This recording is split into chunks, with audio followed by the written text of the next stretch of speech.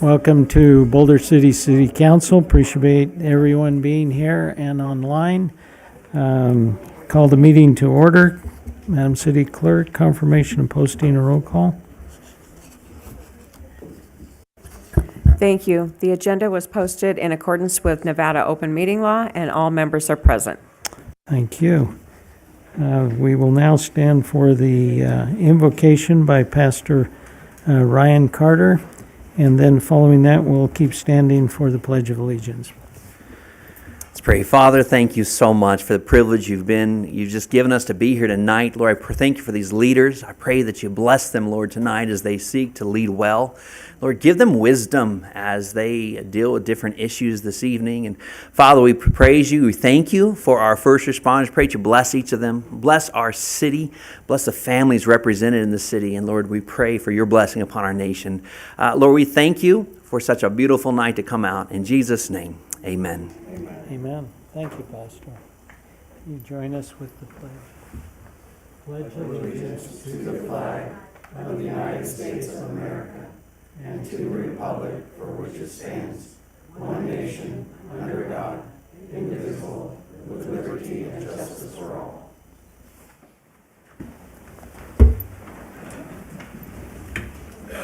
Any public announcements, Madam City Clerk?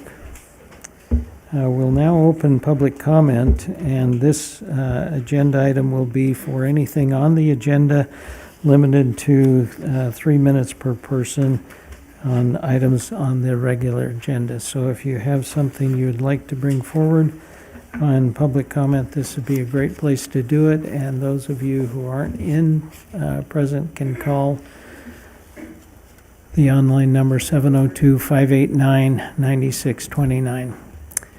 Go ahead, sir.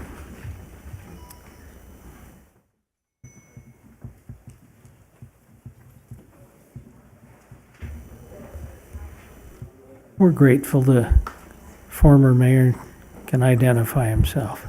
Thank you, Mayor Hardy, and members of City Council for the opportunity to address items on the agenda today. My name is Kieran McManus. Item 17 regarding animal control is lacking in detail with what the current state law currently requires. Several of the issues included on the agenda have been discussed previously without providing the existing requirements of the law. The council should not be looking to reinvent the wheels that have already been set in law, specifically the law NRS 574.600 provides detailed requirements for the spaying and neutering of animals.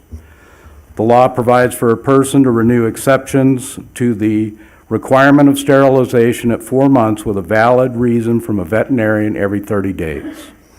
The council does not have the authority to avoid the state law requirements. The same applies for criminal penalties that exist in state law. The information presented to the council and the community regarding these matters does not track with that state law. The city attorney should be providing more complete information and not presenting this as an issue where everyone is starting from scratch. What should be the point of any of these laws is to allow people to safely and responsibly care for their pets. Introducing unlimited breeding of animals into the community fails those goals in an inhumane way.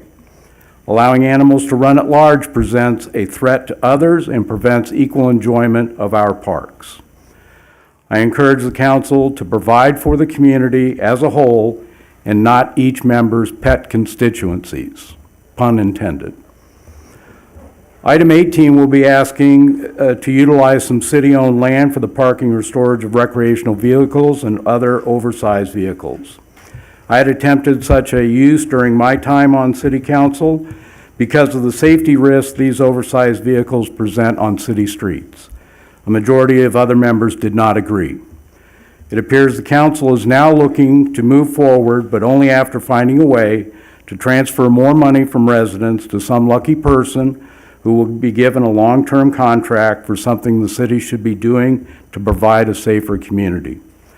A fee could be charged to cover any expenses the city would incur, but would not provide a means for someone to profit from a necessary facility. If you don't golf or fly planes, apparently you don't get a break. Thank you, and I ask for my comments to be contained verbatim in the minutes. Thank you, sir.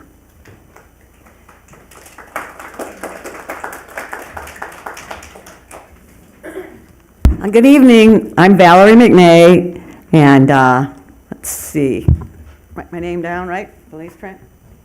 And you'll have to. I talk a lot, so you'll cut me off at 3 minutes. So tell me when to stop. You've had enough.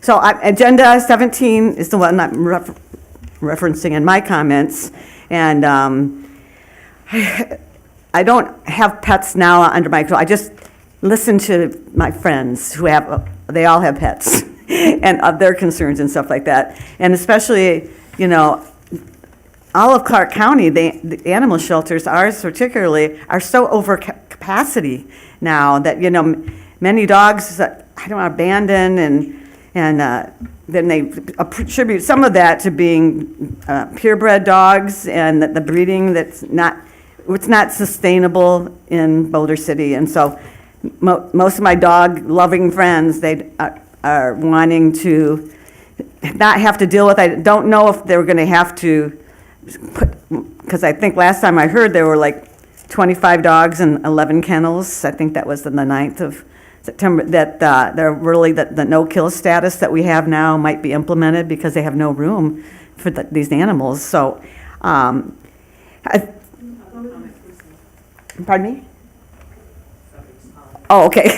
I thought my time was up. Anyway, so the shelter, and I'm really sad we're going to be losing Ann. She's so good as the animal control shelter. And I tried to get a hold of her to get her input before I came to talk to you because I'm not really that into knowing the pet rules. I don't know the rules like Karen does. But my friends wanted me to come in to ask that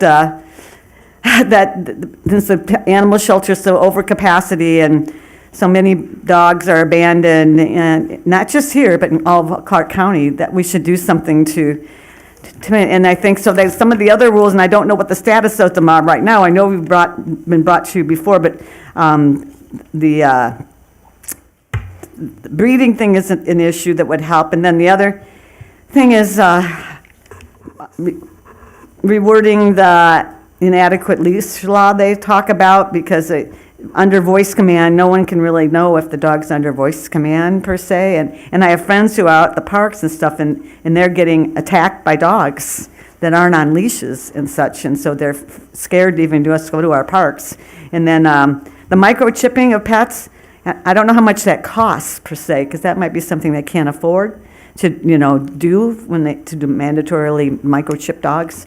And then the other one that people were wanting, I think, was just the mandatory spay neuter age, that apparently what I found was something that there can be at like 4 months, that they can be have a litter at 6 months, but they can breed at 4 months. And so they're thinking that to try and keep the number of animals that are abandoned and not have no place to go, that they do some of those things to limit them, and also just to protect people that we were talking about before. And so I'm always pointing to, I live like right at Spanish Steps Lakeside, right across from Hemingway Park, and I hope that maybe the Ram Cam is helping with that, but there's dogs all the time with those bighorn sheep, and then signs that say, no dogs, but they're there anyway. So I'm hoping we can get that stopped. So 3 minutes up? Okay, thank you for listening. Appreciate it. Thank you. And we have someone on the line right now, Madam City Clerk. We'll hear, and anyone else on the line, call 702-589-9629. We'll take that person on the phone now. Public comment? Hello? Hello. Hi, go ahead. Hi. Anyone else on the You'll line? want to turn down the TV volume in the background. Pick that person. Okay. All right, I have it muted. You could state your name for the record. Hi, my name is Jennifer Levitt, Leavitt. Go ahead. Okay, so I just wanted to speak for a minute on the agenda item. When it's coming to requiring the microchipping for pets, I'm a domestic violence advocate. I guess in full disclosure, I was a patient of the mayor's, and in the past had discussed and worked with him when he was a senator on some issues in regards to domestic violence. And from that aspect, my request of the city is that they really take under consideration the fact that when microchipping the pets, making that mandatory, that can actually put domestic violence victims in danger. And I'm saying this as I've had 9 years experience as a domestic violence advocate, and regularly something that I've encountered with my clients, and actually something that I encountered for myself, is because of certain areas that had the mandatory requirements, or maybe just people out of, trying to be responsible pet owners. It actually makes it easier for the abusers to track victims. I've also had a lot of experience where victims, their pets, because maybe the abuser was the one who had the pet put in their name. So the families, when they would escape, would have to leave the pet behind in a dangerous situation. That's something that my family actually experienced. I've had experience myself and with other clients, things like pets being euthanized or not being able to be euthanized when it's a medical necessity because of the microchips. And especially when it comes to something in domestic violence, I literally just had a few months ago a client with an 8 years in distance and escape, that the abuser was able to track them down because of a pet who was microchipped. And so I as a pet owner, all of my pets are microchipped because that's my decision, and I'm no longer in an unsafe situation. I really, really, as an advocate, would ask that the City Council take that under consideration because, again, it's one of those quiet things that people really don't think about, but as an advocate, it is something that repeatedly, I don't go a year. I don't even know if I go 6 months without it being one of those issues that has come into play. And I think a person's ability to, especially when it's necessary, to stay under the radar and be able to keep the family pet and stay safe, I think that that's more important than a generalized requirement. So thank you so much for your time. I appreciate all that you do. Thank you. And we have somebody right now here.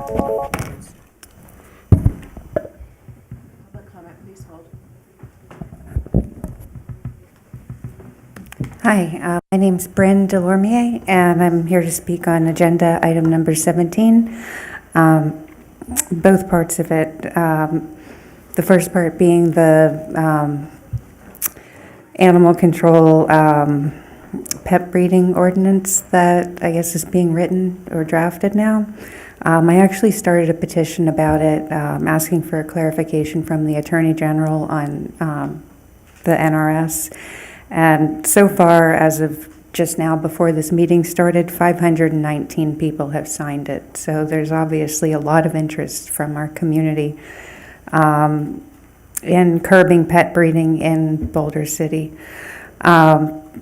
I've spoken with Anna Nabnett. I've been up to the shelter. I was just there a couple of weeks ago. And like Val had said, as of this past Saturday, they have 11 kennels. They have 25 dogs in between those 11 kennels. So they're overfull. They're at risk of losing their no-kill status if this keeps up. So I don't think anybody in our community wants to see that because the rates of euthanasia down at the Animal Foundation in Las Vegas are horrible right now. So in addition to that, I wanted to speak on And Ann, I know, spoke here back in, I think it was March 26th, 2024, to give you all the statistics on how many dogs are being abandoned in this town. Many of them are purebreds. So I know she's obviously in favor of that too. In addition to that, the other items on this agenda, under number 17, there was a leash law. There would be discussion of a leash law, I believe, which I'm very in favor of. Just under 2 years ago, I was bitten myself just walking through Broadbent Park. I still have 4 scars on my shin from that, and it was just walking through at night. I didn't see the dog coming, just latched onto my leg. So, it was a vicious dog. The owner said that they were still training it. They didn't expect to see anybody out at night. It was a surprise to me, so I'm obviously very in favor of that, and it happens all the time. You walk through Wilbur Square, somebody's dog runs up to you, and they go, "Oh, well, he's friendly." I don't know that, and I would say that them running up to me in the first place is not under voice command at all. Like, I didn't give them authority to have their dog run up to me or not, whether or not it's friendly. So I'm in favor of a leash law. I think we're the only municipality in all of southern Nevada that doesn't have one. So that's my thought on that. I agree with what Karen and McManus said on the mandatory spay-neuter requirements staying as they are. For the reasons that he already cited, so I won't repeat those. And Anne had pointed out to me that so far only one member of council has actually gone up to the shelter to see what's going on there, see the situation, and she'd like it if everybody would visit, take a walk through. She'll explain it to you. She'll show you the facility, show you the dire straits that they're in, and she's pointed out that the shelter's not even 100% city funded, that she relies on donations from the community, from her staff even, from some of you. So that's one thing that I'd just like to ask personally, that the city funds the animal shelter 100%. So thank you for your time. I appreciate it. Thanks for putting this item on the agenda. Thank you. We can go to the phone if you have somebody online, Madam City Clerk. We have a young lady that's getting up and making notes up. She's about 12 years old. Maybe we could encourage her to come forward and speak. She's written some notes on a little note card. And would you come up and speak? Is it okay if I approach with her? About 17. Okay, go. Okay. Thank you. Hi. This is pretty cool. I've never been to a podium like this. Very interesting. You can state your name so we know who to... My name is Lily Runco, and I don't feel good about how they breed animals. I wish that people would stop breeding animals. There's so many animals in shelters that need good homes. Breeding leads to overpopulation. They're coming into shelters faster than they can go out. Thankfully, Boulder City Animal Shelter is no kill. But sadly to see animals in such small, confined spaces. When I go to read to the animals, some of the dogs are very aggressive, and I think this is because they're overbred and people can't keep them. The rest of the animals are nice or scared. If we stop breeding animals, maybe one day the shelters will all be empty. And wouldn't that be amazing? All the animals having a home. I'm Lily Runco, and I stand against backyard breeding. Thank you for your time. Thank you. Appreciate it. So we have that person on the line. Go ahead. My name is Ainsworth Hunt, and I live in Boulder City. I'm calling about item number 17 on the agenda, which is in 2 parts. Part A, which I oppose. There should be no breeding license issued to anybody. Breeders' licenses are an anathema when we are dealing with an overcrowding situation at the animal shelter presently and every animal shelter in Clark County. About 30% of the dogs that come into the animal shelter every year are purebreds. There are also 5 to 6 litters of purebred puppies that are in the shelter every year. We don't need to have purebred licenses or designer breed licenses. We don't need to exacerbate an already bad situation where shelters are overpopulated and underfunded. We do need, and I am in favor of Part B, having an ordinance that is in accordance with recommendations to reduce the number of animals by having spaying and neutering mandatory for pets at the age of 5 months, as recommended by subject matter experts, and not deferring to Google search results.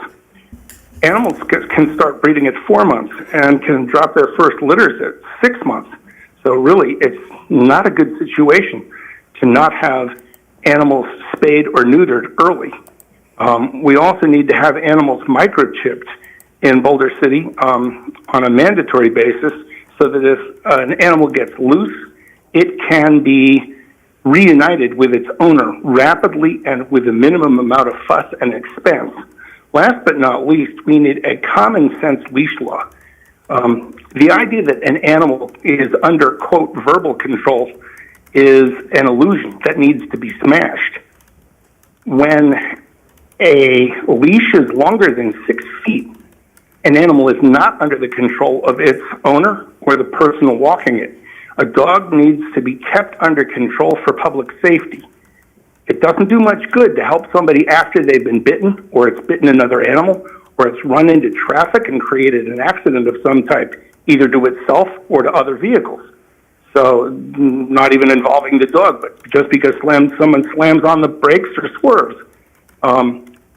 You need to have a real leash law, and a real leash law requires a length of no more than 6 feet in terms of the control of the animal. This is a subject which should be taken very seriously.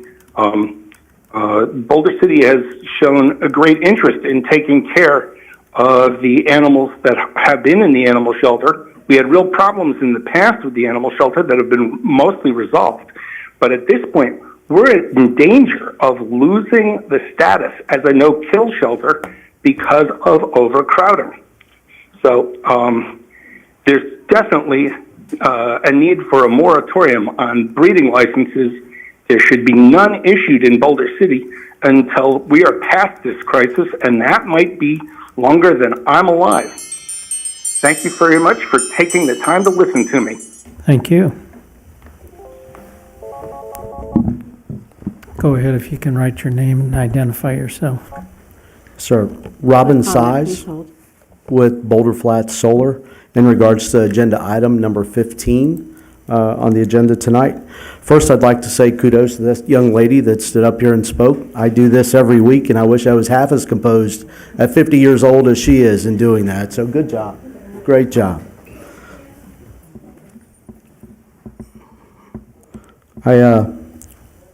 Mr. Mayor and City Council, thank you guys so much for having me tonight, and staff, and the time to speak. I've been around the last couple of months a couple of times with some of you to give you kind of the chronology of what's going on with Boulder Flats Solar, where we were, where we're at, and where we're going, and lay out a schedule for you on how to get this project built in the next year.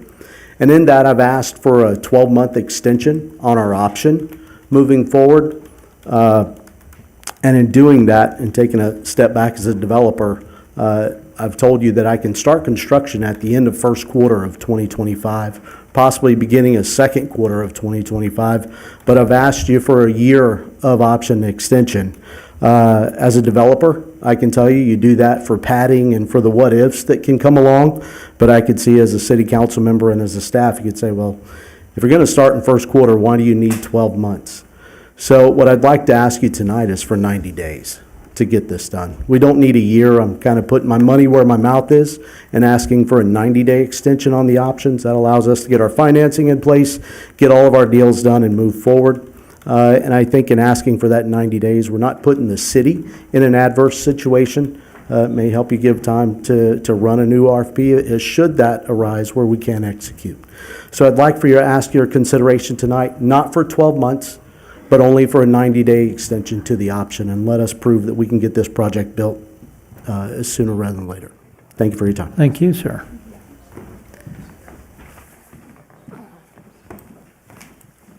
Good evening. My name's Jennifer Sylvia, and I'm here to talk about the spay and neuter leash laws.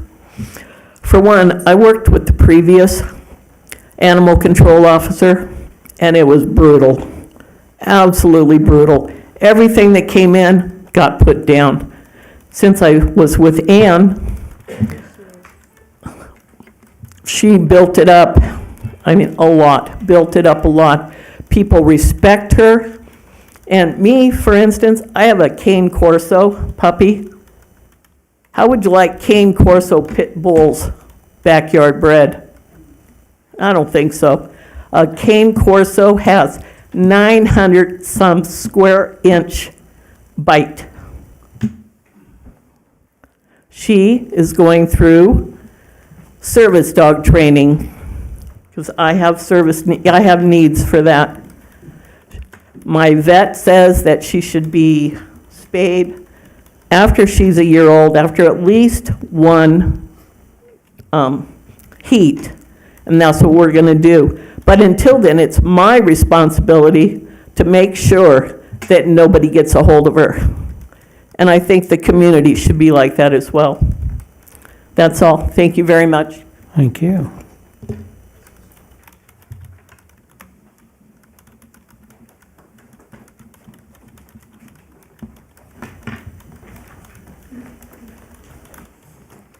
Good evening, council members. My name is Erin Samarco. I'm a 10-year resident of Boulder City.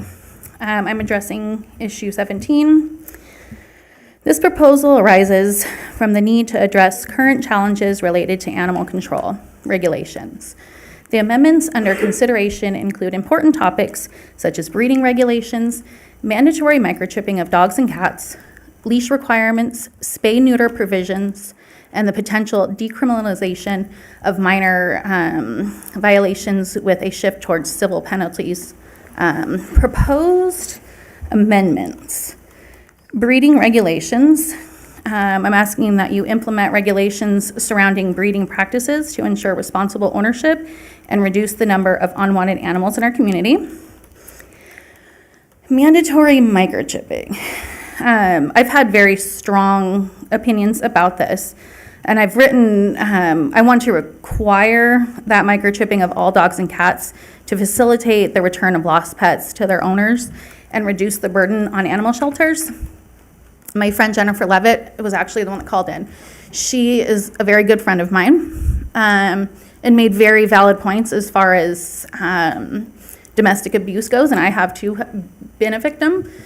However, I feel like in regards to that, that is on the person, the victim themselves, to go in and have said victimizer blocked from the microchip status. You can do that.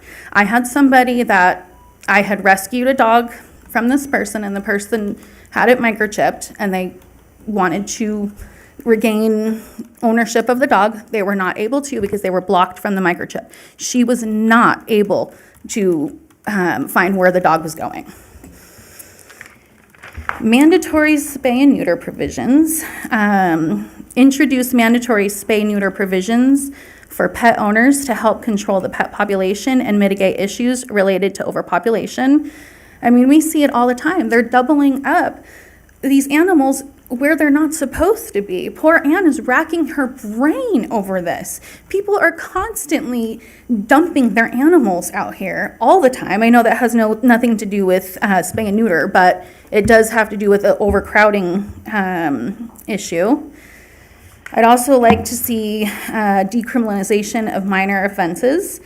consider decriminalizing minor violations of animal control regulations and instead implementing a system of civil penalties.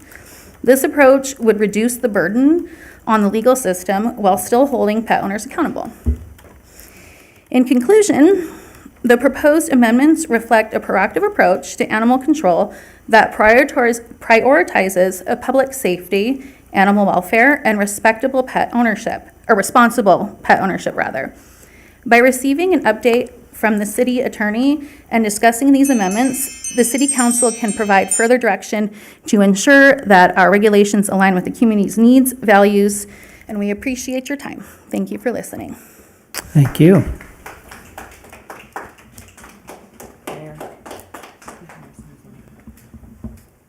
You have another person on the line? Okay. Public comment. Yes, good evening. For the record, Fred Volz. Regarding consequential item number 17, neither the city's letter to the state attorney general requesting an interpretation of SB 299 NRS 574.353, nor the public's business impact statement feedback received by October 18th have been included with the support materials. Why not? Analyzing the 2011 legislative hearings on SB 299 revealed a severe statewide problem with commercial animal breeders, unwanted animals, and abusive puppy mills in both Elko and Nye counties, hence the enacted provisions of SB 299. When the current Boulder City mayor was a state senator, he voted against this bill. In the intervening 13 years, the unwanted animal problem has metastasized like a cancer, due largely to no spay-neuter requirement for bred animals. Without court cases and NACs for additional context, only the naked black-letter law of 574.353, Section 2, remains. Annual breeding permit fees are to, quote, approximate the cost of providing the services associated with issuance, unquote. Clearly, new government services rendered before and after issuance of a breeding license must be covered. Included would be regular and random inspections of breeder facilities more than once a year, because dogs and cats can produce 3 and 4 litters a year, beginning at 4 months old. Ensuring these businesses are not selling health-compromised animals or creating new public cost burdens by dumping or killing unwanted animals because they are not saleable, perfect, or have stopped producing litters has been omitted. The staff additions needed for effective oversight are absent from proposed breeder license fees. Placing these for-profit business facilities in densely packed residential-only neighborhoods ensures major nuisance and noise problems and is not required by the legislation. Industrial zoning should be the only potential breeder location, and then only with the breeder applicant producing the written assent of 75% of the surrounding property owners and tenants in a 1,000-foot radius. Local land use zoning is up to individual communities, not state government. Regarding an enforceable leash law, mandatory microchipping, and maintaining maximum penalties, both civil and criminal, for animal abuse and neglect, trap-neuter release, and operating low to no-cost periodic spay-neuter clinics are well-settled practices the professional animal protection world vigorously supports. And I would ask that these comments be added to the record verbatim. Thank you. Thank you, sir. Good evening. I'm Linda Bullen, and I'm here to speak on agenda item number 15.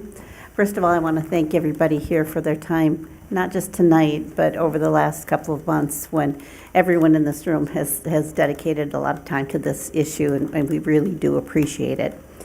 As you know, I represent Boulder Flats, and not surprisingly, I'm here in favor of their request tonight. As Mr. Sayes has indicated, they have now refined and reduced their request to just 90 days. Boulder Flats, and I've been working with them for years on this project. They have spent years and extensive, not just extensive time, but expensive funds to do the development and the permitting that they've done to date, and they have obtained all of their discretionary permits. Should the city decide to take a different direction and go forward with an RFP, certainly there's going to be a period of time, some period of time, before any new winner of that RFP would be exercising their lease. So in the end, I think it's a good business decision for the city to grant the request at this time. And then looking at the four-way test, I think it's also very fair to all concerned. So again, thank you for your time tonight and for the last couple of months.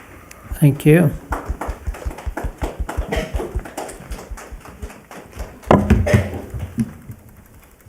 Hi. I'm Devin Tillman. I've been here in Boulder City for over 20 years. The Tillman family has been here for 3 generations. I tell you, I want the best for this town and our pets. Thank you to all of you for taking the time to hear from all of us tonight. You are all individually appreciated for the dedication to our great town. I'm here tonight because the consequences of all of these dog issues hit very close to home for me. I'm not just asking you to be diligent in your research, but I also beg you to please take the advice of what the shelter manager has already suggested to you all. We are currently relying too much on good people with good hearts to fix the problem in Boulder City, when an adjustment in law could help much faster and not be such a burden to a very tired community. I adopted my first animal from Boulder City Shelter back before Ann. It was a pit bull that was going to be euthanized the next day. Since that time, I have adopted countless cats, dogs, chickens, water turtles, even a savanna monitor lizard. And as of 6 months ago, my latest adoption was a Great Dane puppy. He was going to be surrendered to Ann and our shelter. This puppy was the dog of our past fire chief, who also chose to leave town in a hurry. This full-bred, massive hound was not going to fit into the fire chief's new plan or the shelter's, and he needed a new home fast. I became that new home. I'm not sure how happy my husband was about that. I'm just putting that for the record. There are many like me who will step up to adopt, but we are tired and we need your help. I only bring up this particular adoption because of some similarities I see. It's really not what I wanted to talk about or what we're all here for. I have a bigger issue. I am mainly here tonight because I serve also as an example to children. I run a reading group that visits the shelter once a month, and we read to the pets there. We've even started writing letters to the pets. We are the Rainbow Readers. Rainbow Readers, if you're here, would you like to come up? Okay, you already heard from Miss Lily, but I have a few more, and I hope they each get their own 3 minutes, because my 3 minutes is kind of up. These are smaller humans who are passionate about the animals and show up consistently every month to serve and volunteer for the animals in our community. They are concerned, and I don't have the answers for them any more. Miss Devon, why is the dog in the corner kennel? Why is he being quarantined? Is that for biting? Was he on a leash? Why is that dog or cat still here months later? That pregnant mama dog, why wasn't she spayed? How did she get here anyway? Wait, if these shipped animals were chipped, couldn't they go home? Why would somebody want to hurt a kitty? Hard questions, no quick answers, but you all have some more power. You have the power for change here in Boulder City. So I brought you some people who do want to talk to you. They are our future. They have questions, thoughts, and maybe even solutions to share for themselves. I beg you all to find some common ground. Make Boulder City a true leader and champion of animal rights. Please create clearer, more obvious standards so that law enforcement in our town does not have to work so hard, and create stricter consequences for those that are consistently breaking the law and causing the problem. Let's please get this right and make our future generation proud. Thank you. Thank you. Okay. Miss Lexi. I'm Lexi Moan. I think that pet breeding should be banned because the more people that breed, end up abandoning the dogs and cats. If something's wrong with them, they'll abandon them. Many animals at the animal shelter, they will have to start being killed. The animals also deserve a good chance at living a good life. And God gave us these animals for friends and for the animals to protect us. And there are some people that need the animals for special needs. If the animals get breeded so much, they will need to be killed. So the special needs won't be able to have those animals. Thank you.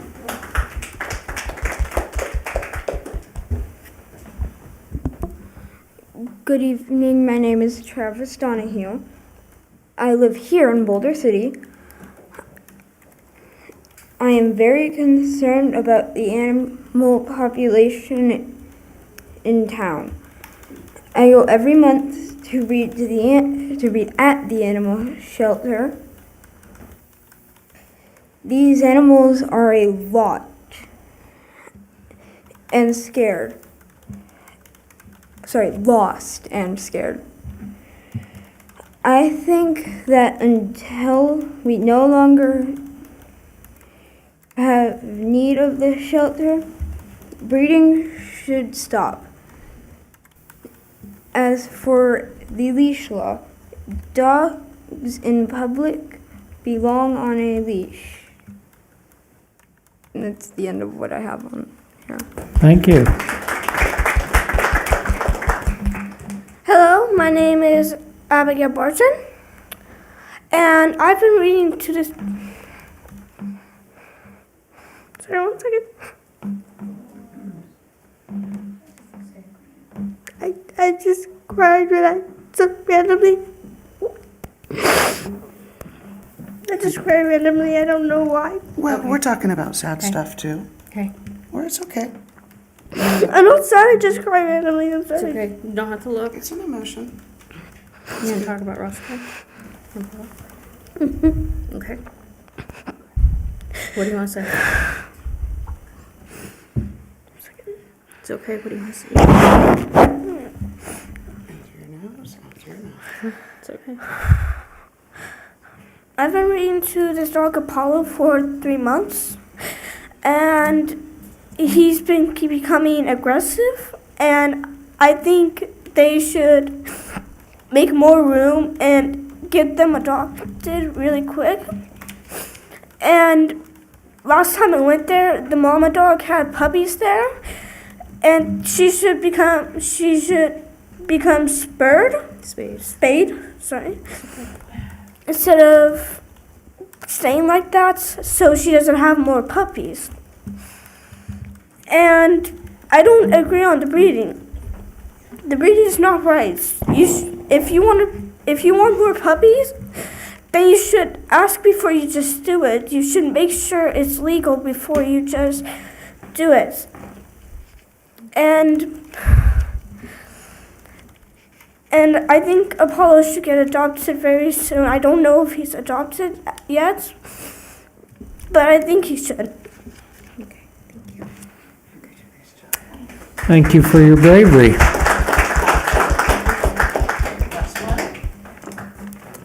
Hi, my name is Addison Grace Houck, and I think that adoption should be, breeding should be at least, like she said, they should check before they do it. And my dogs, they're English, American, French mini bulldogs.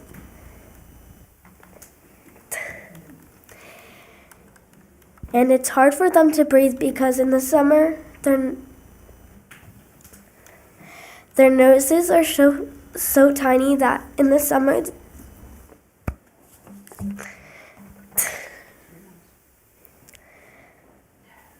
they can barely breathe because how small their noses are. And I think that at least once or twice a month they should breed dogs, because I feel like the animal shelter is running out of space, and they should at least be adopted, because if the animal shelter runs out of space, they're gonna end up being on the street, and being either ran over or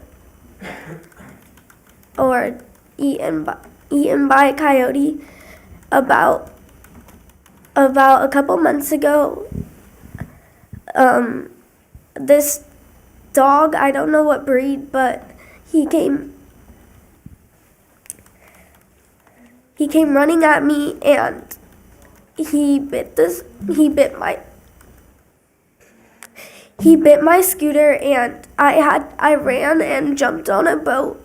And I feel like dogs should be on leashes, because when I take my dogs on a walk, there's usually dogs everywhere, not on a leash, and I feel like every time I have to turn the street, because I always feel like my dogs are gonna be eaten because how tiny they are. Thank you for your time. Thank you. Thank Thank you you. for your patience, everyone. It really is raw emotion that these guys get to see and feel and deal with. So you're getting all of our words. I thank you. Democracy in motion.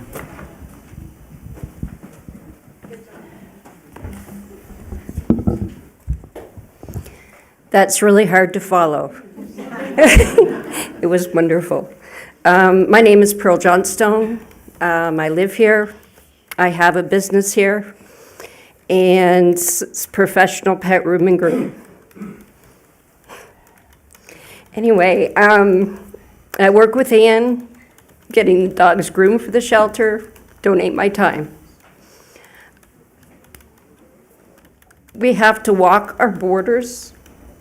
I don't believe that my clients' dogs that are larger need to potty in a small run. They need to go out and stretch their legs. It's only fair. So we walk them on lead. We run into people running their vicious pit bulls out in the desert where we walk. Some nice dogs, some not nice dogs. And I control my dog, they can't control theirs, they're all off lead. So far, I haven't had a problem. They turned serious, but it could have very well. So leash law, I'm for. Putting a little control on the breeders, it's ridiculous what they're popping out. I hate to put it that way. People, not everybody should be breeding their dogs. There should be control. And I'm not a big government control person, but with what I see in this industry of pets is really sad. And I'm really sad Ann's leaving. And thank you for listening. Thank you for coming, sharing.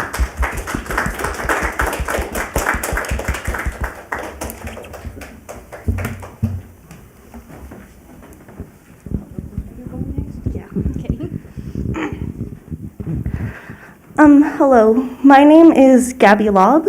I live here in Boulder City, and I'm here to talk about the animal ordinances. Now, first up, breeding regulations. I know I'm not going to be able to say it as well as any of these kids did because they all did such an amazing job, but I am against backyard breeding. As we're all aware, it's there's already too many animals. The shelter is already overcrowded. We've heard that a lot tonight, and we're going to keep hearing it because it's what's true. The other issue with backyard breeding is if it's not properly regulated, it can hurt the animals. As that young lady talked about, her dogs can't properly breathe. The animals might end up with very bad genetics that could continuously be passed down and end up severely harming the animals and reducing their quality of life, if even letting them continue to survive for long at all. On to the mandatory spay and neuter. I am completely for that. Once again, we're overcrowded, and that needs to be upheld. With the leash law, we need mandatory leashes. It doesn't matter how well trained your dog is if they cannot hear you. My older brother's dog, he was a service animal. He was trained for search and rescue. He listened by voice command. Incredibly well trained. But he couldn't hear my brother to get recalled properly once. Didn't matter that he was trained, it mattered that he couldn't hear my brother to get to safety. Now, thankfully, the dog's okay, but if my brother had had him on a leash, because this wasn't during a job, this was just walking him around Boulder City, there would never have been any chance of danger of the dog almost getting hurt. There would never have been anything of him getting separated. It doesn't matter if your dog is trained, put them on the leash for everyone else's safety and your own, and the animals. And then with mandatory microchipping, I am against that. I believe that it would be good to have some type of community event where people can come and get their animals microchipped for free if they choose to. But with mandatory, it puts people in danger. I'm a child abuse advocate and a victim of it. And my biological father used that to control our animals. We couldn't block him because you can only block people from seeing the microchip if you are the owner. He put himself on the microchips, so we could not take the animals with us. And unfortunately, our dogs that we had to leave behind lived a very short and very horrible life afterwards. Not to mention, if someone is the one on the chip and they block their abuser, what's going to stop the abuser from having their friends look it up? Because that's what my mom's ex did. Thank you for your time. Thank you. Do we have somebody on the line? We'll take them now. Thank you for holding public comment. Hello, my name is Amanda Farrar. I live in Boulder City. I'm calling with comments. You're calling with what? A comment? Okay, go ahead. Yes, animal control is a quality of life and an ethical issue, and I feel that we have the responsibility to take better care of the domesticated animals than we are. The animal overpopulation problem of pets in our valley is out of control, and I'd like to see Boulder City choose a position of leadership in our valley by ending breeding of pets in our community. Longer sustainable, and I've seen firsthand from a past job of mine how many animals are being put to death in our valley, euthanized because of overflowing shelters. I don't want Boulder City's animal shelter to lose its no-kill status. I also feel strongly that we should keep the required spay-neutering age at 5 months.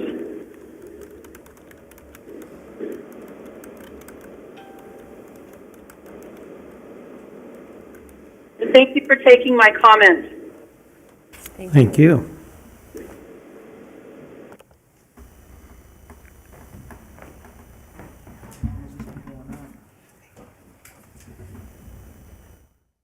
My name is Pam Triolo. I am a Boulder City more than 25-year resident. I recently adopted a large shelter dog beginning of the year, and because he's large and we don't have really big yards, I walk him every morning. And just a few weeks ago, I had another large dog just run up to my dog. And of course, the owner that was about 50 feet away yelled, "My dog's friendly." Well, guess what? Mine is too, but he wasn't really happy. So I straddled my dog and I held onto his collar while this woman is yelling at me, "Your dog's not socialized. Your dog needs training." I'm afraid I ended up saying a few things to her that I won't repeat here. But when I got this dog, I realized, I'm almost 73 years old and I just got me a big dog.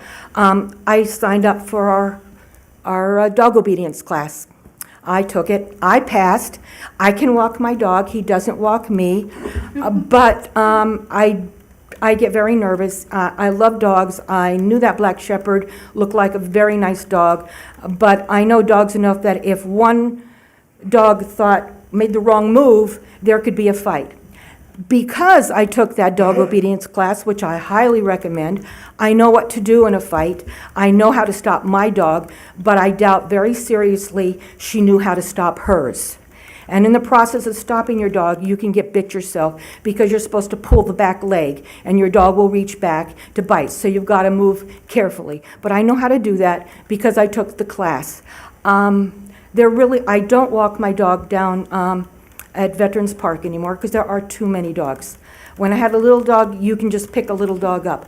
I can't pick up a 75-pound dog. And he's a very nice dog. I love him to bits, but I do think I'm his person, and if he thought I was in danger, he might do something too. But he's on a leash, and I walk him on a 4-foot leash. And I have pretty much total control. When it's windy, he was chasing the leaves this morning, so it was a little bit difficult. But I really think we need a leash law. On breeding, I think the only people who should be breeding are people who show dogs to preserve the breed, because the breeds do need to. 20 years ago, I got my last paper dog. I had to sign my life away. And I also had to promise if I ever wanted to give that dog away, it had to go back to the breeder. In order to get the papers, I had to have it neutered. That was a responsible breeder. You don't find too many of them. Also, on the matter of licensing, I got my dog from the shelter. He was neutered, he was microchipped, and given all his shots. I went down to City Hall as a responsible dog owner and to license my dog, and I said, I got him from the shelter, here are the papers. We don't accept those, you have to have it from a vet. Well, it was really funny because just a few days before that, I'd gone to the vet. And he accepted my paperwork. I just wanted him checked out and known. I think maybe there needs, we want so many people to register their dogs and we want them to take them from shelters, that they need to take the paperwork from the shelter. Okay, thank you for listening. Thank you.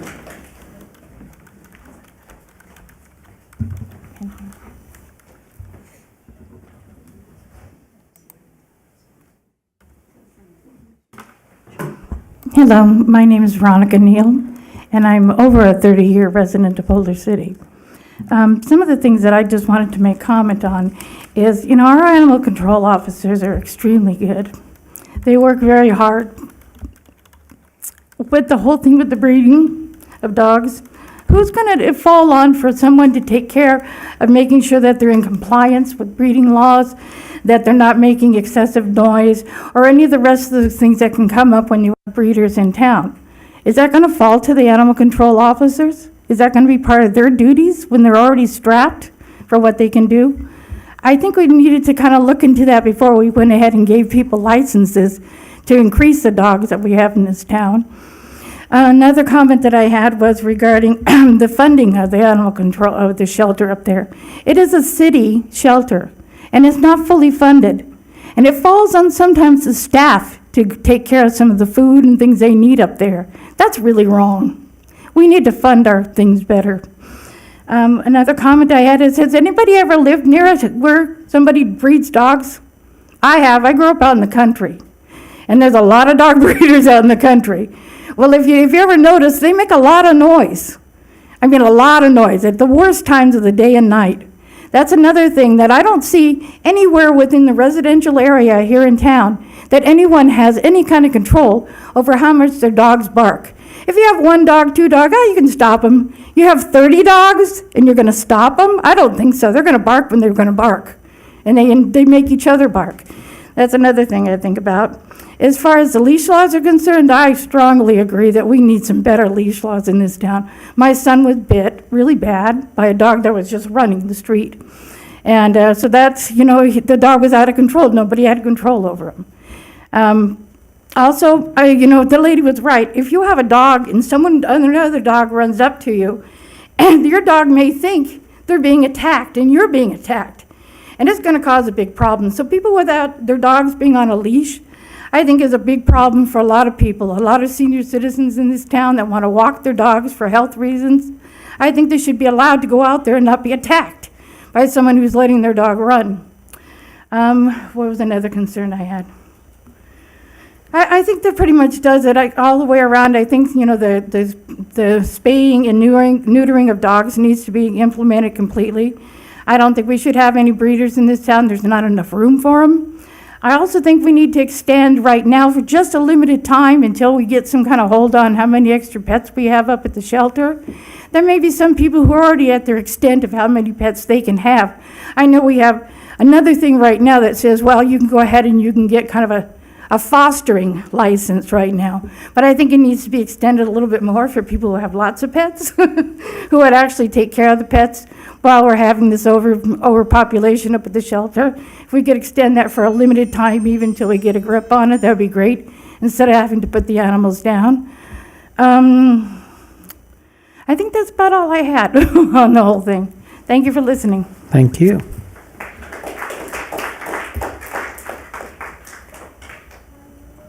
My name is Rod Walters.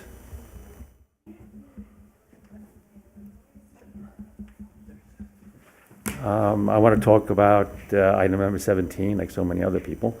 And I hope they get an opinion from the Attorney General that they can ban the breeding license entirely. There's a terrible overpopulation problem with pets, and you know, I guess, you know, the town, and also I can see from Henderson comments on next door. And that's caused by an overpopulation, you know, like they abandon the dogs and they treat them cruelly. So hopefully we can ban it. I think, you know, the thing I want to talk about is you know, I have walked around Boulder City and stuff like that. And many dogs are locked up behind gates, but they're going crazy, they're barking and stuff like that. But I've also had situations where the dogs were free. And even if the owner's there and he's yelling at the dog, don't go after him, go after him. That's a dog. A dog will go after you no matter what. And, you know, unfortunately I had to take to carrying a trail cane and like stuff like that. So, unfortunately, a trail cane is kind of a means of self-defense. I would not want to kill a dog, but I would before I got bit. And like, so I think mandatory leash laws are really something that's required. And like, you know, it was commented, I believe, by someone that we're one of the few communities that doesn't have a leash law. And again, someone did make a good comment about the leash has to be 6 feet, because again, I've seen some people with like these leashes that go out to 30 feet and stuff like that. That's not much control. And all I could say is that basically, you know, there were some comments I saw online and things like that where they said, well, you can always sue them if they sue you, if you get bitten by a dog. That doesn't compensate for the trauma. I got to be honest here, way back when I was a kid, I got bitten by a dog. Unfortunately, I had a leather jacket on, but this dog was big. And it was a neighborhood dog. I mean, I don't know what got into the thing. And it still stays with you, no matter what. That dog there, and like a barking dog coming after me brings a lot of that up. And some of the dogs in this town are pretty big. You know, one of the walks I took, there was always like these 3 dogs, and I swear to God, they were this tall. And like, you know, most of the time they were behind the gate. One time the guy was walking like the 3 dogs, and he had them on leashes. But you know what? If those dogs decided to come at me, he wasn't going to stop them. They were like horses.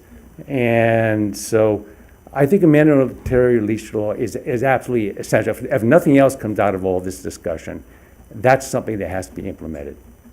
Thank you very much. Thank you.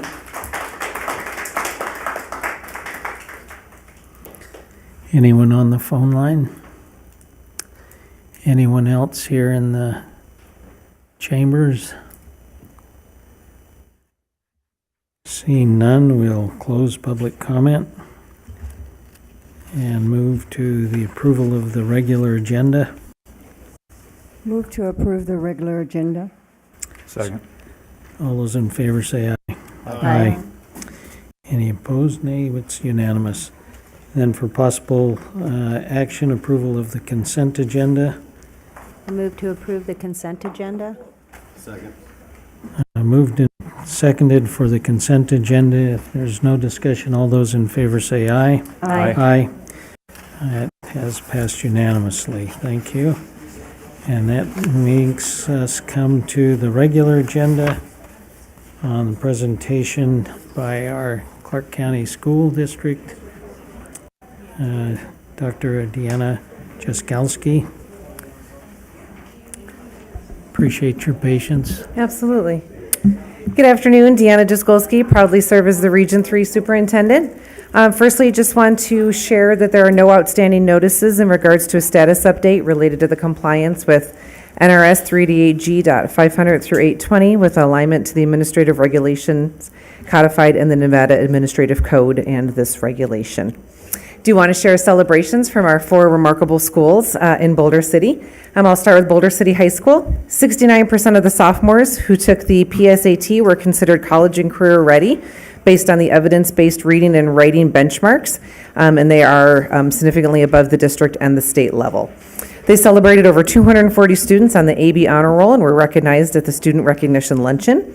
The girls golf team won the 3A state championships, the 135th state championship in Boulder City High School history.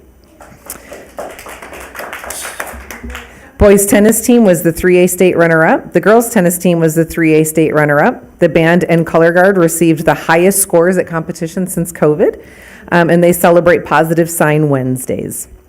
Garrett Junior High School, their robotics program, as we've talked about, has significantly expanded this year, offering more courses. In addition to the competitive team, on Saturday, November 9th, the Bionic Bobcats made a very strong showing at their very first competition at Greenspun, bringing home several awards. They earned first place in the overall team competition, demonstrating both technical and teamwork skills. Their cooperative spirit also recognized them with the Best Sportsmanship Award, given for their positive interactions and competitors and working well together throughout the event. The Bionic Bobcats also won the Amaze Award. This is given to the teams that have the most cumulative points across all matches. The team also took home second place in the skills competition, showcasing their impressive robotic and programming precisions. The success of this Bionic Bobcat team is a direct reflection of the hard work and dedication of their coach, Mrs. Martins, who not only prepares the students for competition, but also teaches math. We appreciate her commitment to the team and success of the students. Garrett Junior High School recently celebrated their academic achievements with over 150 students on the AB Honor Roll. They were treated to a special luncheon of pizza and root beer floats. During Staff Development Day on November 5th, they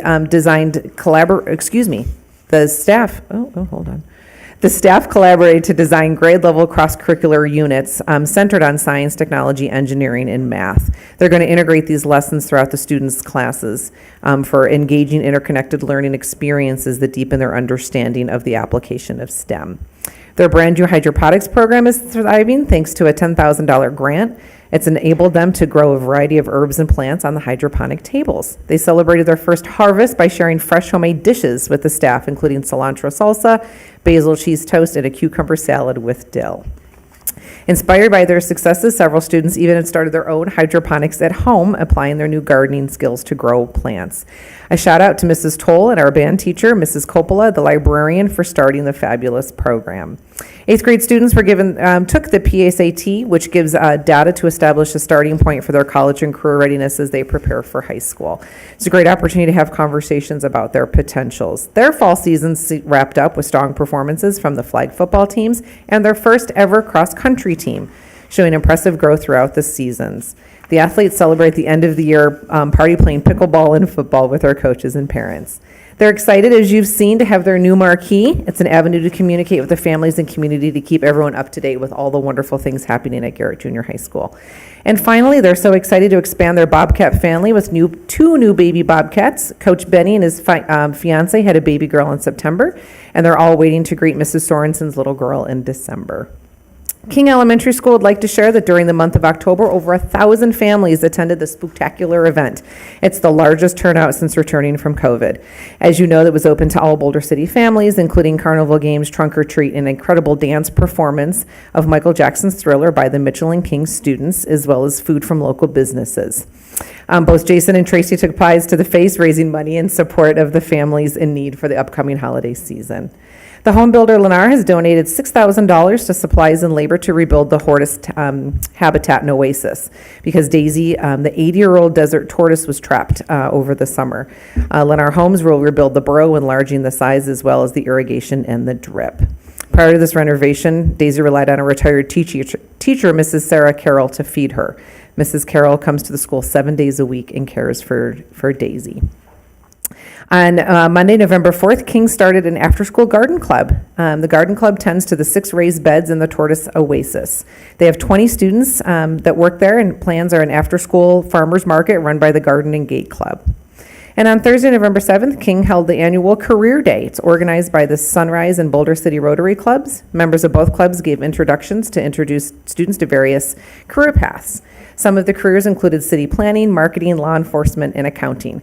Our very own Councilwoman Jorgensen, Boulder City Councilwoman, appeared at the event to share her experiences as a city council member with our students. And lastly, for Mitchell, they are so honored to earn a position on the superintendent's honor roll for the great work their students and staff had done. We're continuing the good work this year. They're enjoying their collaboration with King Elementary School, as you heard about the Spooktacular. Additionally, they collaborated with King Elementary School on Staff Development Day for their early literacy training, so their staffs had consistent and collegial exposure to the importance and best strategies for teaching our students successful readers, writers, and spellers. Mitchell has the most generous families. Their parent advisory committee, through our main fundraiser, the Bubble Run, raised nearly $40,000 for our students.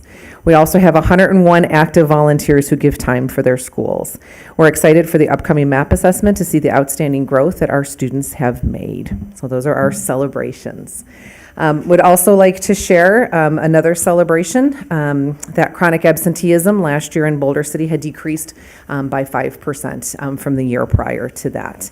And lastly, I just want to share that I know there was a request for the data for our schools. And so what we do is we gather that, present those quarterly reports to our school board. Once that's compiled, my next report will include proficiency and proficiency gaps in ELA, grade 3 in math, the Nevada School Performance Framework, the advanced coursework, CTE enrollment, IB, and then again with chronic absenteeism, student behavior for the next report. Thank you for the opportunity and any questions that you may have. Thank you. Go ahead. Just a thank you. I teased you that you were here as often as I was, just because we have you quickly back here. But just also a thank you for always getting back to us when we ask you questions and giving us good information, really seeking that out for us when we ask. I do have a question. I just was looking at behavior, and behavior looks like it's up significantly from 88 to 140 students, I would guess that's what that looks like. Is there a difference in how we're reporting it now, or what has caused, do we think, this to happen? Thank you for the question, Councilwoman Jorgensen. There is not a change in how the data is being reported. What we had seen last school year was an uptick, in particular in our middle school. I believe that we had spoke prior in regards to our middle school students, were our students that are 4th and 5th grade that were online during the COVID pandemic. And that's typically your intermediate elementary, where you're learning to learn skills and behaviors, your interpersonal skills with one another, as well as with your as well as with the adults on campus. And so our middle school students we're struggling with that last school year. I know Garrett has done a remarkable job, and with wraparound services, individual mentors as well. And we had seen an uptick in our high school also, and I know Mrs. Wagner in the wraparound services and supporting our students and families. Do we see that in Clark County School District as a whole? Yes, we have. So, okay, so it's been something that's been noted as a whole. Yes. Well, hopefully we learn how to get along with each other again.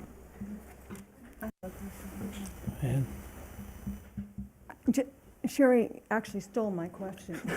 I'm teasing. what do you put in student behavior? Is it somebody being sassy, or is it somebody hitting, or what all goes into that bucket? Thank you for the question, Councilwoman Booth. So the data that's being presented here are student suspensions. And so we have the Clark County School District Code of Conduct. And depending on what the behavior was, the Code of Conduct guides the school and the administration in terms of what the consequence is. There could be, for example, a fight that occurs, and so that we would go to a suspension, maybe a 3-day suspension after a physical altercation. There could be examples of progressive discipline, and so there was detention, there was in-house support at the school site, and then the similar behavior and pattern is repeating, which could potentially lead to a suspension. But our Code of Conduct does guide all of our schools in the Clark County School District on what the consequences are for that behavioral infraction. Now, is that 140 students were suspended, or somewhere in that realm? Or is that what the 140 represents, suspensions? Yes. Oh my gosh. Okay, thank you. And that's total for the 4 schools for the last school year. I just think our kids are so perfect here. I find that shocking. Thank you. So if I could clarify, that suspension, maybe a 3-day suspension, not 140 kids no longer are coming to school at all? Correct. Correct, meaning it could Correct, be a that it's- 3-day. Correct. So we haven't lost 140 kids out of our schools. Absolutely not. All right, appreciate it. Thank you. Any other questions or observations? So it sounds like we have to build a new number on our sign in the entry to Boulder City. We have to put 138 now. The state championship sign. Oh, we have sorry, coming thank in, you. yeah. I'm like, what sign? Yes. Mayor, if I might. Go ahead. Thank you. Appreciate your frequency here and your reporting. And I'm guessing at least wherever our kids fall into performance in the younger years, your first statement leading off was that 69% of our sophomores were deemed college ready based on their scores, right? So, and did you also say that was above the state and national average? The state and district average. And district, okay, thank you. So we're really stoked about that for our youth, right? And I appreciate the personal approach. While there may be behavioral issues that our students are working through, the schools don't just kick them out and leave them there to just for the purpose of punishment, but it's a form of hopefully change of behavior. And that our schools, and as you have mentioned, our junior high school in particular, really focus in on what are the causes, how can we support our students, and be an asset and an ally to them in returning in a positive way. And that's really the goal, right? That's what's so important. And so we appreciate that our schools look at it in that way rather than just a punitive approach. So thank you, and thanks for being here. Thank you. Any other questions? We appreciate your report and the depth at which you were able to do it so quickly. Thank you. We'll see you shortly. Thank you. Thank you. Okay. That moves us to item 14 on our agenda. Chief Shea. Good evening. Just make sure I can, oops. Tonight I just wanted to do a short presentation on our animal licensing, where we're hoping to go as a continuing process that started with the updating and modernization of our animal control operations that started in 2016.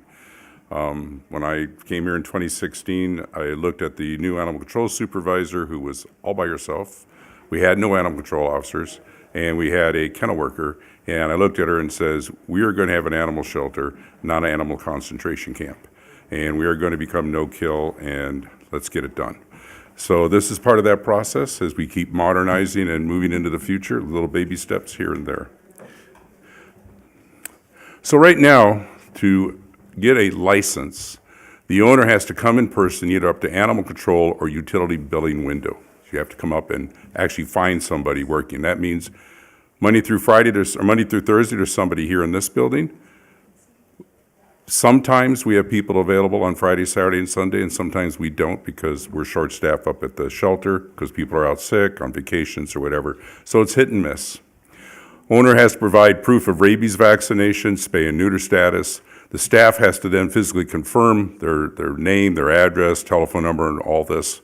They then stamp the rabies certificate. That's the little stamp down in the corner. And then they enter the data into the new computer program we got called Shelter Pro. Up till a year ago, this was all done by hand ledgers, handbooks. They review all their documentation, they collect the fees, they issue a receipt, and they keep a hard copy on file of the rabies certificate. That's done up there or down here. Right now, best that we can tell is there are about 2,645 current animal licenses. There's about 1,800 that have expired, and we think there's probably 1,600 animals that aren't showing up here. Either they're unlicensed or they were licensed somewhere else and people moved here or they inherited an animal. There's no way for us to know. We have no idea how many animals we truly have here in the city because we only find out about them when people either report something or we pick them up or neighbors complain or something like that. That's just our best estimate. So we have soft grades that are available to us, and Shelter Pro has a customer module that allow residents to apply for and renew animal license online. Right now, you have an animal license, so you have a good rabies vaccination for 3 years. You come in May, and you buy your license, and it says, well, 3 years from now, let's say you bought it this year, you're good 2027. Well, you're not good until December of 2027. You are good until 3 years from the date of your rabies vaccination. But a lot of people forget that. They see on the tag, oh, I'm good till 27. Theirs has expired. We have no way right now to notify people that your license has expired. The current cost that we're currently paying for this program that we have, Shelter Pro, is $2,500 a year. It's pretty inexpensive. And the cost of adding the module is $1,300 per year for the license portal to go in and do that. So it's pretty inexpensive to do what we're doing. This is an example of another agency that does this. This is what it would look like when you log on. Hopefully you could log on to the city website, go to the portal where you pay your bills, be able to click animal license and click on there and be able to do all of it online. You would take your documents, upload them, so your documents for spay and neuter and for your vaccinations, and it would all be automated. This is just part of the process for that. So this is what the increased cost was. Now you're going to see a staff cost there. The reason there's a staff cost is because animal shelter has no clerical support at all. There are no clerical people in that city operation. The only clerical support that comes from the one secretary we have at the police department. So anything that helps out with payroll and all that comes from that one position. There were two at one time in the police department, but one of them was cut. About 2015, they got rid of the second secretary position. So it'll be about $2,200 to $2,400 for a part-time clerical support. The software would be $1,300 per year for the portal. And then to mail out the reminders to people that we would send out would roughly cost about $2,000 annually. There's a $1,500, depending on how we do this, $5,000 initial setup. So the total would be about $27,000 to $33,000 a year to have a system in place to remind people to license their animals like most other jurisdictions have, and we're just a little bit behind the eight ball on this, and help us to close this gap for unlicensed animals. The other thing I wanted to talk about was donations. I can't tell you how much I appreciate the goodwill that we see here. I had an animal control operation when I was up in the sheriff's office in Washington, very large. We saw nothing remotely like this. I went up there and took some pictures the other day just to show people what we have that have been donated. And we have some programs in place where we get donated food in bulk from commercial establishments such as Target. The day I went up there, they were leaving to go to Target to get pallet of food. They can't sell it, so they donate it to the various shelters. Now, they donate quite a bit to us because they know that we redonate a portion of it through Meals on Wheels and Lend a Hand and all that. So if people are having trouble, they can get donated food through our program, so we redonate out, so it helps out quite well. The other thing is, because we get donated And food... that's for their pets, not for the people. Well, I never ask. Okay. A couple of friends of mine's kids could probably eat that, but because we have so much food donated, I have not had to spend any of the money in the budget that I have earmarked for that kind of thing. I haven't had to spend any, which has allowed me to move that money into other areas and do other things. So we do have money to pay for food. If we receive not another donated item of food, we figure it would be roughly $800 a month to buy food for the shelter. I do have that money in my budget, but I've not had to use it. Because we do not have line item budgeting, I don't have it in a line. I just have an animal control budget. So my animal control budget right now is $633,476 for this year. Of that, $534,000 is salary and benefits. The rest is things that we use to support the shelter.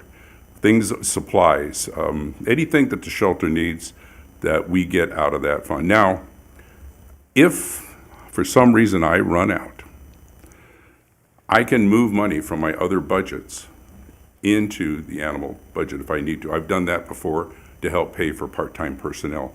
In other words, rather than hire a part-time person in one of my budgets, we've used that money to hire one in the animal control budget. And then the following year, when we did our budget request, we moved that funding into the animal control budget. That's how we've funded our positions.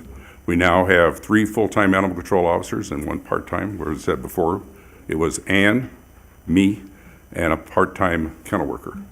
And we've grown that much so far. We've done it in little baby steps as we're moving forward at this. Our animal license fees are very inexpensive.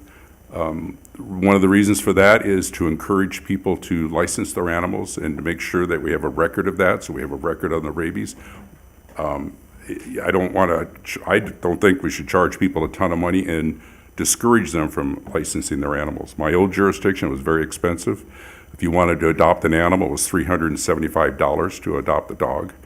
It was very difficult, and we didn't adopt a lot of them out, but that's what the county did. Our animal license revenue is $4,528 for the year, and we have an exceptional balance of donated funds. And what the donated funds allow me to do is Ann and I put our heads together and we look at those things that other shelters cannot provide that we do. And because of that, we engage in prevention and we're proactive. So you don't see our shelter having to shut down because we have some sort of diseases running rampant through there. We treat the animals better than other shelters. They get their teeth cleaned if they need it. You won't see that in other shelter. They'll get groomed. Sometimes that's donated, but if we had to, we would pay for it out of these funds to properly take care of the animals. And because of the work they've done up there and the ability to use these funds, and Ann figures in 5 years, we've had 3 dogs returned that have been adopted. So we're very careful on how we adopt dogs. We take very good care of the ones that come in. There are animals here that I told her we are going to save. We're not going to euthanize. I don't know if you remember recently there was a car accident and the dog got out, and by the time we could find it in the desert, his leg had to be amputated. That dog had been euthanized anywhere else. It wasn't with us. It was saved and it was adopted out. So that's the kind of shelter we have. That's the kind of shelter that I wanted to run here. Luckily, I had somebody who absolutely agreed, and that's what she wanted to do. And I, for one, am very sad to see her retire on one hand. But, all good things, I guess, have to come to an end sometime. I'm just hoping that we've built a good legacy that will follow on and we'll keep moving this way. So, I truly can't thank people enough for the donations. They really are used. And we have an unbelievable amount now that's going to last us for many, many years and allow us to continue to do what we're doing. And again, that's pretty much what I had to say. Thank you. Go ahead. Chief, thank you so much. That's amazing, I think, really, when you think about it. And I'm so glad that you had an opportunity to share how blessed we are in our community with the donations that we receive, and that our animals are not going hungry, and that we have food for them. And we actually have money to pay for the food, but we're blessed. I mean, you say Target gives us a pallet of food. Thank you, Target. Thank you, people in our community who choose to donate and give money because this is their passion or the things that they care about. I'm excited about that, and I know we've even talked about maybe using some of that extra money to have a microchipping day or have the ability for that. So It's one of the things that we're seeing whether or not we can actually do that with that money. We don't know yet if that's legally possible, but it's one of the things we discussed being able to do if we could do different things. To me, a microchip is, you look at a car, you got a license plate on it, license plate could be taken, it could be fallen off. Microchip to me is a VIN number, vehicle identification number. It's very similar to that. I had not heard about stalking being used, the chip process being used for stalking. We're going to look into that, and we'll have some answers on that. I'll check with the district attorney's office and see what they know about it in a couple of the units. It sounds feasible, but I'm glad somebody brought that to our attention because I've not heard that before. But if that's the case, we may be able to put safeguards into place that would prevent that process being used by those folks. Now that we know that it exists, we'll definitely look into that because I'm pretty concerned about that. And I'd say I wouldn't want anyone to think that I'm taking credit for anything that happened up there. It's not me.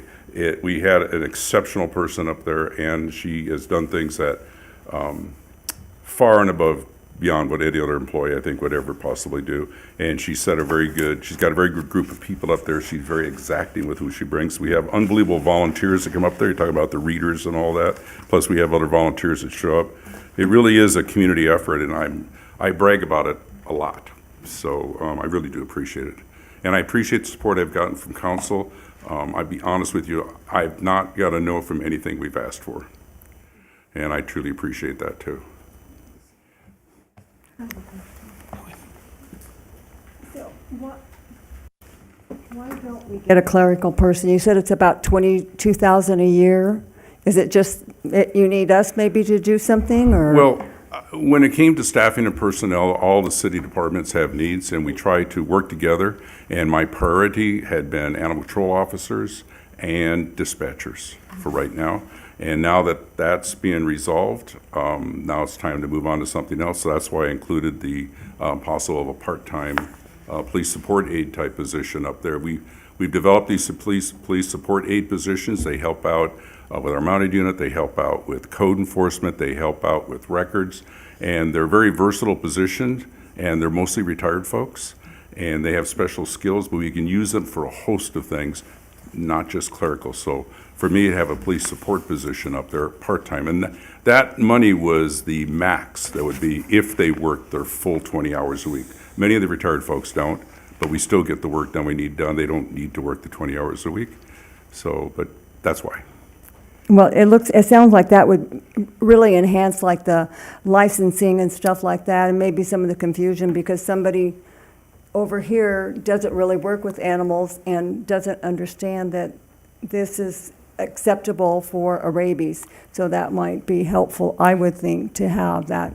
That's really what the licensing is about, really. It's a confirmation of the mandatory rabies vaccinations. And it is a method to get the dogs home, but I'll be honest, I have a dog, and the license is on the collar, but she doesn't have the collar on all the time. But the vet made a mistake. She has 2 chips, so I can get half a dog back. But I do have a question. We did have a comment from one person about bringing in the paperwork from the shelter for an animal that had been adopted, and that paperwork was not acceptable. So I'm just wondering, what would it take for us to correct that? Well, whenever I come up and talk about the animal shelter, we have an animal control supervisor watching me on TV to make sure I don't do something I shouldn't do. And she was texting me about this while this was going on, and she says she's unaware of anything like that ever happening, but we'll look into it and see what happened and correct it. But yeah, she's been heating my phone up here. Good. I'm sure it'll get taken care of. It will be. Thank you. Mayor. Question? Oh, go ahead. Yeah, no, you guys are doing a great job, you and Ann, and, you know, the rest of the staff over there. It's amazing that we have $350,000 in donations in the bank. I think that's truly amazing, and what a great community we have. Now, tonight, when people were talking public comment, you heard a lot was said about the animal control is underfunded. Yeah, it isn't underfunded for the basics. It would be underfunded for all of the extras that we do, the other shelters can't do. And that's really what the donations do. It's a balancing act. It took a while to figure out exactly what our costs are, because we also have people that would donate in our name to places. So they would pay bills for us. They still do. We don't ever see the money. It's like, occasionally an officer will go to Starbucks and go to pay the bill, and they said, oh, somebody's already paid it for you. They have no idea who did that. I went and picked a uniform up to Cleaners the other day, and there was a little tag on it that said, paid for by anonymous. Somebody had come into the Cleaners and paid for every firefighter's and police uniform in the Cleaners. We have no idea who did that. So the same kind of thing was happening with the animal shelter, and we also received some grant monies that were given to other entities in our name. So we took the animals there, and they paid for a lot of the medical stuff, especially the spay and neutering. That money is now run out, but for us to try to figure out what our costs are, those things kind of have to be subtracted out. And it's a very difficult process for us to figure out, because it's like anything else. How many animals are going to need medical care this year? We don't know. And I've been trying to be very judicious and careful and not break the bank, cry wolf and watch things. And if I've ever needed money for anything, there is absolutely no doubt in my mind I could come before this body and say, here's what happened. We need to have a budget amendment to do this. And there's no doubt in my mind that would happen. None at all. I've just not had to do it yet. I've been able to move money when I needed to from other places, and I've also had to discourage some of our own folks from putting their own money in so we could actually determine what in the world this really costs us. It's very difficult to do when they do things like that. They mean very, very well, and I think in the past that was necessary, but it's not necessary anymore. And that's the best answer I have for you on this. It's been hard for me to figure out the exact costs, and it's a nebulous cloud, because next year, like 1 year, we only spent $6,000 total on medical bills, just a couple of years ago. And then the following year, we spent 24. So you could always take money then for whatever year we have an uptick.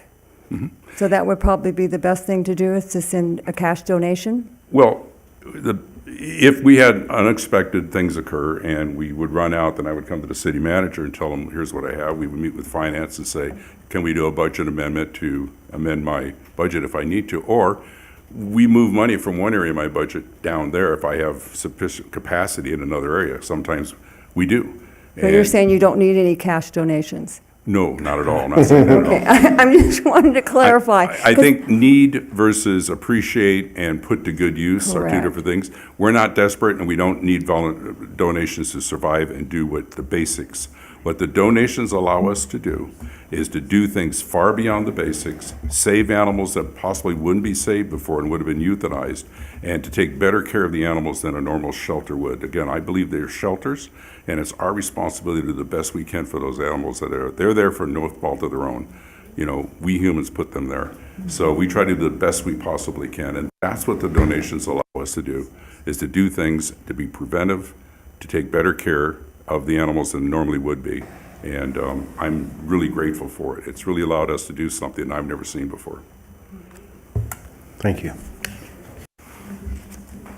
Well, pretty much all the questions were asked along the journey, but just to say thank you for bringing this culture to our animal shelter and seeking excellence in the way that we carry that out, not just doing the basics well, but doing, as good as we can and being as humane as possible. That's phenomenal. I And, appreciate that. yeah. I think Ann brought the culture, I just facilitated it. Well, thank you for facilitating. That's what leaders do, right? Yep. And we're grateful for Ann for doing that. But just to clarify, as far as the funding needed, there's nothing that has been requested or needs to be requested from council in any budget augmentation. The shelter is fully funded. Yes. And those donations, as amazing as they are, help us do those additional things. So right now, there's not a glaring need or a hole in the budget process. We've had an exceptional year this year so far for medical bills, and I've just moved some money from donated funds into professional to take care of medical bills going forward for this year. But we've already spent, our budget when I started was $5,000 for medical. Our budget now is $40,000. Now, $40,000 is probably a little bit light, so I'll probably have an adjustment for my budget request this year based on current trends. And our costs for the medical things that used to be very inexpensive have gone way, way up. Yeah. And tripled in some cases. So as we review all that and look at our probabilities, yeah, I don't want to rely on donations for things that we have to do. I want to use donations for the things that are above that. And so far, we've been fairly successful at that. Thank you. Thank you. Okay. I think that may dispel any anxieties people have about what we're doing. Appreciate it. Well, I appreciate their concern, believe me, and I like having watchdogs watching us. Thank you.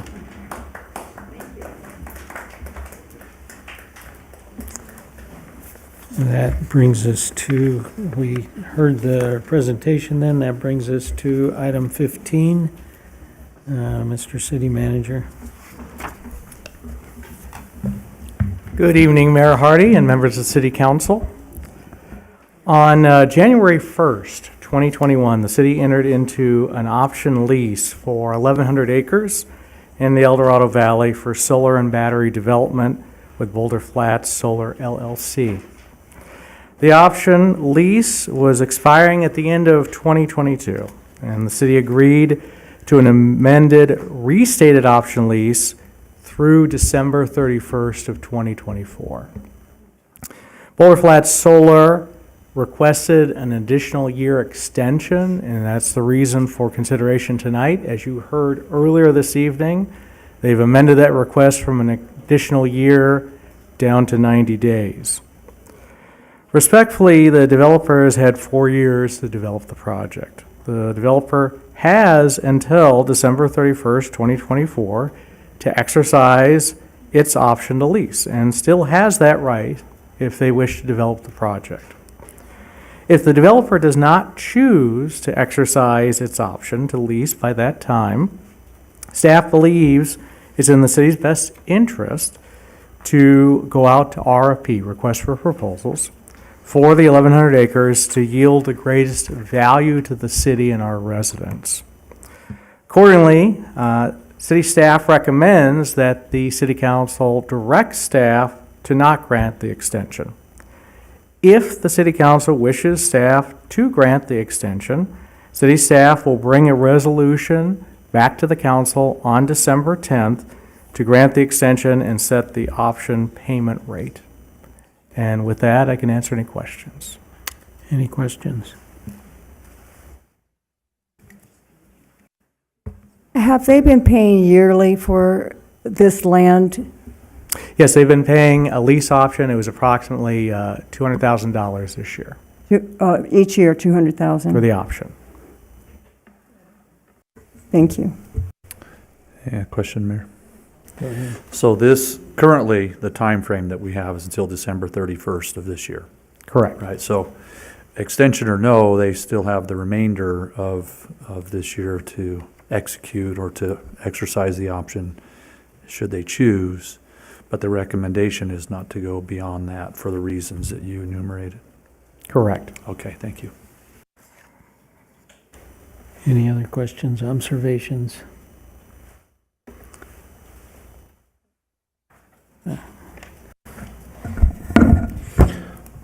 So, yeah.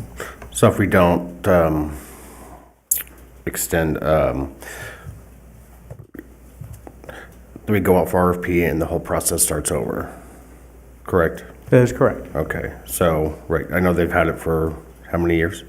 It's coming up on 4. 4. So they had it since, I guess, COVID, right? And then I know materials, it was hard to get materials during that time, and still this day there's still transformers that are hard to get. I think we're still on a waiting list to get transformers for our utility department, right?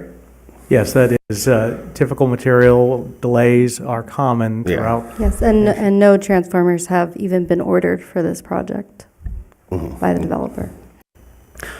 So, and they're ready to pull the trigger and build, like they said that they'll have something done within the next 90 days.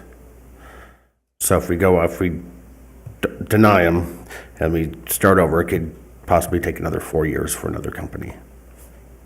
I don't believe it would take 4 years. We've had other projects that have been able to begin much quicker. Now, the applicant has represented to you the reasons why they haven't been able to move forward with this project, but we believe this goes out to RFP. There are other developers that would be able to proceed in a timely fashion.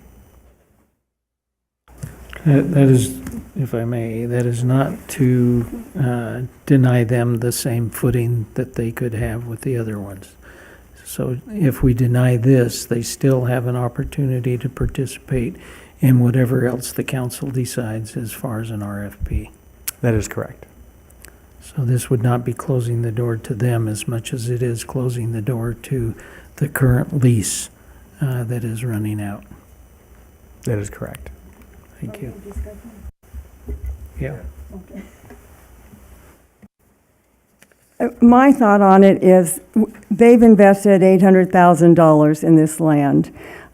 I think in fairness, to be fair to all parties, basically, is to give them their 90 days. I think if they can't do it in 90 days, then you say, go away and don't come back. But I think giving them extra 90 days isn't the end of the world. And to me, it's fair, and they have invested every year and complied and have given the money as they should. So I think an extra 90 days is not such an issue. That's my thought on it. I just had an opportunity to go down and talk with the LVGEA in a meeting where everybody was, and the cost of land has gone up. And so this lease, as it currently is probably far below what could be. So I think. I thought we had to do a new appraisal. So one of the things that we would have to do is not only appraise, but be able to have people say what they would be willing to do and how they would be willing to do it. So I'm looking at the cost to the city, or the benefit to the city, would probably be more if we went to an RFP. That's where I am. So the city would have to pay for the appraisal, not the person wanting the lease?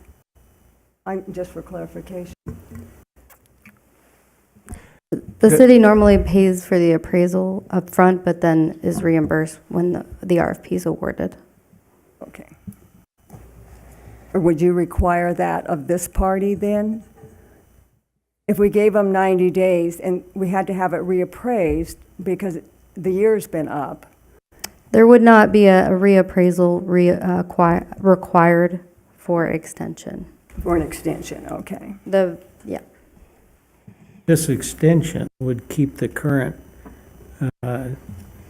agreement intact. That's correct. This extension would keep the current agreement intact, and that would be the appraised value that it was when it was optioned. The battery storage capacity rate in this current lease is much, much lower than what we've been adding into our new leases. It's tops out at 1,000, whereas our newer leases are 2,000 to 2,500 for battery storage capacity. Additionally, with an RFP, there could be additional battery storage projects, or of course, it would be at the council's discretion on what projects get built. But if a battery storage currently is not a part of the first phase and is only, I believe, a small part of the second. So, I mean, if we do another RFP, we can see really what is out there to yield better value for the city and its residents. And we have had developers, multiple developers reach out about this and other parcels available. Thank you. That answered your question? That answered my question. Thank you. Any other feelings? I would accept a motion. I'll make a motion to extend the time frame to exercise the option to lease. Yep. Oh.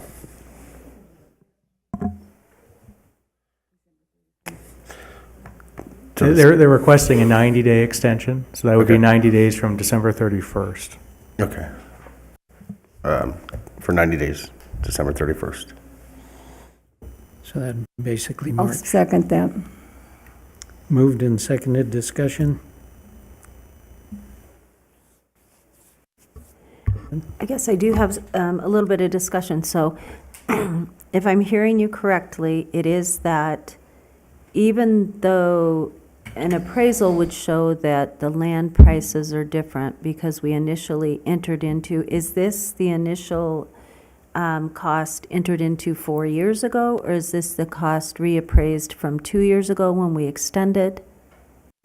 The appraisals are done when around the time the RFP is issued and before you enter into the option agreement. Once you enter into the option agreement, the lease terms are settled, which includes the lease rate at the appraisal at that time. So the appraisal dates back to 2020 for this particular lease. We would do a new appraisal. We would also include battery storage capacity charges. Additionally, developers could propose higher than the appraised rate. And we just had a developer for battery storage was willing, if it was a much smaller parcel, but was willing to pay over $10,000 an acre. So doing an RFP could yield much better results, and we do have interested developers. And this is a long-term agreement. So I can see both sides of this. One of my concerns is that in good faith, we extended 2 years, and then that does mean that is 4 years ago that land has been appraised. And if I could buy a house that was at the cost 4 years ago, wouldn't that be lovely? You know, I mean, I would love that. I do feel like it's important to be fiscally responsible for the residents of this community. And though many times they do not see solar leases as benefiting them directly, they do in many ways. And so I am slightly concerned that we would be extending and approving for the long term something that is already 4 years ago as far as a rate for it. So that's just my discussion on that. Thank you. Go ahead. And my concern is also something I just found out tonight, basically, is I thought we had to have it reappraised before we did this. So absolutely, 4 years ago, everything was different, and they've had the 4 years to be able to bring this to tuition. And I think it is possible that we could make more money just in the land value because of the timeline there. So that's my thought.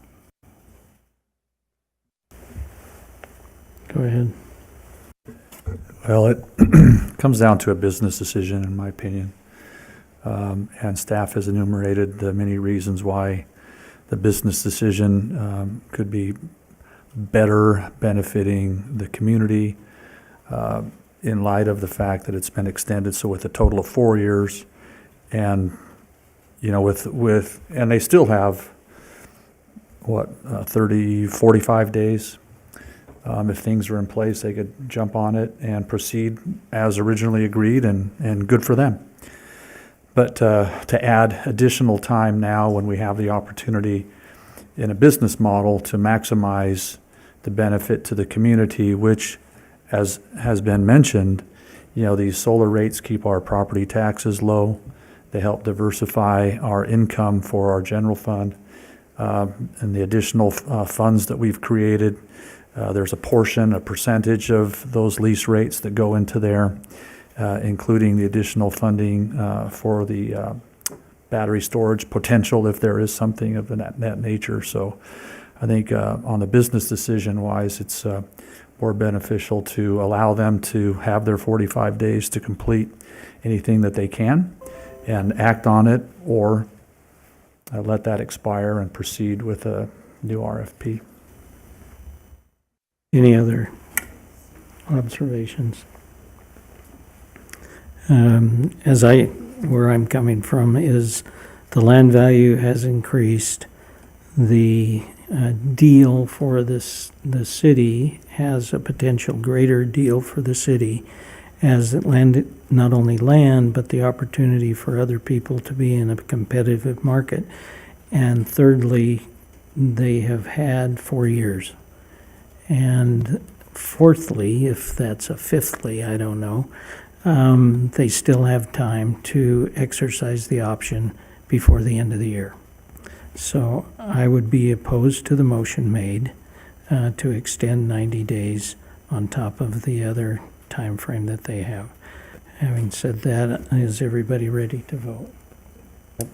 All those in favor of the motion, if we could have clerk restate the motion. Councilmember Fox's motion was to extend their option 90 days from the time it expires in December. Thank you. Any questions on the motion? All those in favor of the motion say aye. Aye. All those opposed say nay. Nay. And that is 4-1 with Councilman Fox voting nay. The rest are positive for the ayes. We will then move to a recess. Do you need us to then give another? No. Okay. That's sufficient. So I think this is the time we'll take a 12.5-minute recess.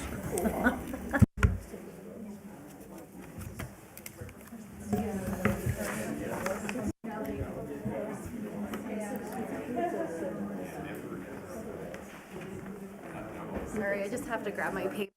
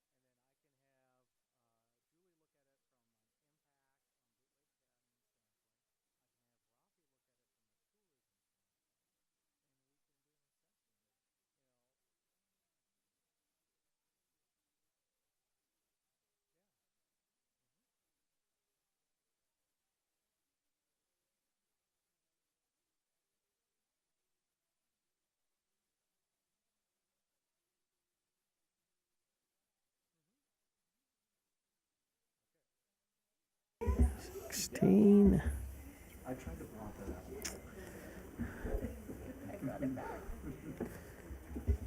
We ready, Madam City Clerk? I'd like to call the meeting back to order, and we are on item 16.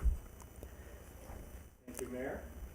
Intergovernmental cooperation is a fundamental pillar to a successfully run city. Recently, 5 members of the Boulder City Fire Department participated in Nevada Task Force 1, providing support to victims of Hurricanes Helene and Milton. Through our participation, we have skilled employees deployed to where they can respond to emergencies, and in turn, we can count on these partnerships when Boulder City is in need. The Utilities Department is proposing a similar arrangement through Resolution number 7882, approving an agreement between Boulder City and the American Public Power Association to provide mutual aid support for electric services. Participation in a national mutual aid agreement aligns with industry's best practices and supports Boulder City's application for the Reliable Public Power Provider designation. And with that, I can answer any questions. Any questions? Seeing no questions, I would accept a motion. I move to approve Resolution 7882. Second. Moved and seconded. Discussion. All those in favor say aye. Aye. And that is unanimous. Thank you. Which brings us to item 17.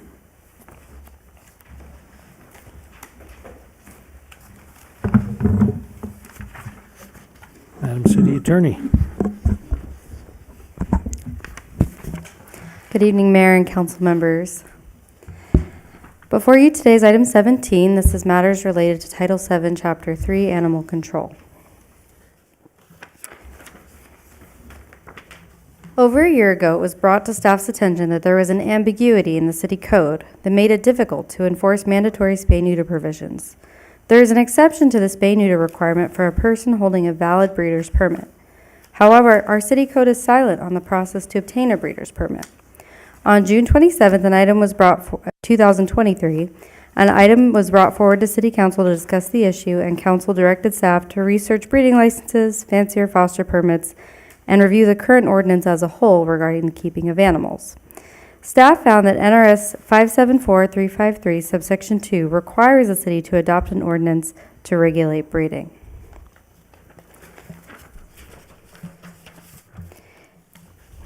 It states as follows. In addition to any ordinance adopted pursuant to NRS 266 and 325 and 266-355, the City Council or other governing body of each incorporated city, whether organized under general law or special charter, if its jurisdiction to enact and enforce ordinances related to animals is not limited by an interlocal agreement, shall adopt an ordinance requiring each breeder in the incorporated area of the city to obtain an annual permit to act as a breeder issued by the City Council or other governing body or animal control agency. The primary purpose of this ordinance is to enable the city to hold, of the draft ordinance was to enable the city to hold accountable those who do not spay or neuter their pets and eliminate the current loophole. However, given the immense issue of public policy this is in our community, I felt it was important to clarify the issue once and for all and seek, the law allows the city attorney as a limited number of positions is able to seek an attorney general opinion interpreting provisions of Nevada state law. I thought this was a good opportunity to utilize this provision and seek the attorney general's clarification on whether this ordinance, or I'm sorry, this state law allows the city to prohibit breeding or whether, as it states on its face, requires the city to regulate breeding. So on October 9th, I requested an opinion from the Attorney General on this issue and recommend that the City Council hold off discussion until we receive that opinion. And that's item A. Okay. Hearing no objections, that's what we'll do, is we'll, do I need to take a motion on that, or just say we're just going to do what you suggested? Hearing no objection, Okay, that's sufficient. all right. So we'll move on to B. Okay, great. So again, following council's direction to review the animal ordinance as a whole, research fancier foster permits, and the staff brought forward a bill to create fancier foster permits, and this allowed households to keep up to 6 dogs and/or 6 cats, and that passed in June of this year. Reviewing other policy issues, there are several other topics that I have been drafting text amendments for, but we do need further council direction in order to finalize those text amendments. The first is microchipping. On March 26th, an agenda item was requested by Councilmember Booth to discuss mandatory microchipping of all dogs and cats within the city. The City Council did discuss and was supportive of requiring mandatory microchipping for all animals found at large and impounded, but did not make a final motion on mandatory microchipping for all animals.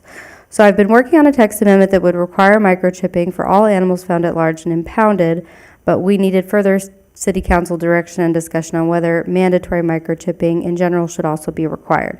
The cities of Las Vegas and Henderson mandate microchipping. The city of North Las Vegas requires pet licensing but not microchipping, and Clark County requires either the animal to wear an identification tag or a microchip. And I have several other topics as well. We also would like to discuss a text amendment to decriminalize minor animal control violations, a text amendment to address spay-neuter requirements, and a text amendment and seek direction on whether there should be a text amendment to amend the leash requirements. I can take each issue in turn and let council discuss each issue, or do you want me to present the full staff report first? We'll do step by step. Okay, great.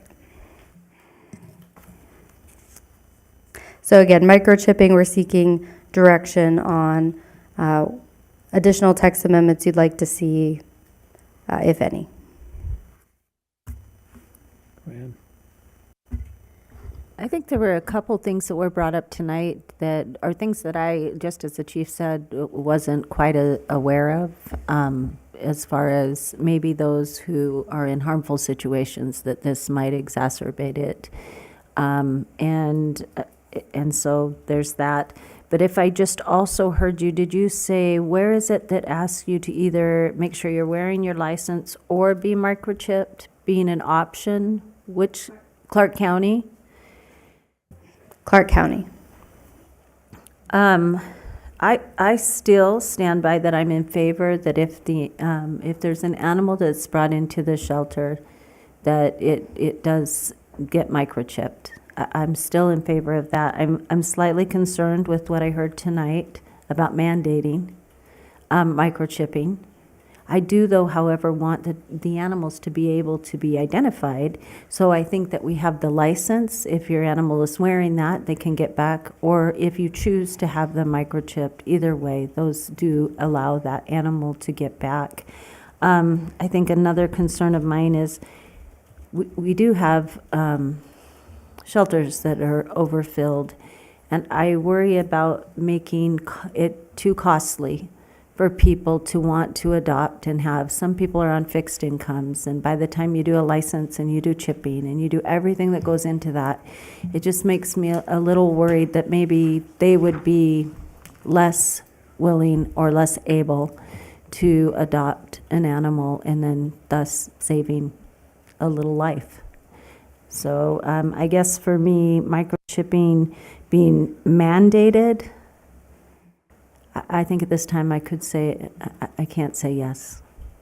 But required once they go to the shelter, I could say yes. Yeah, I second that one.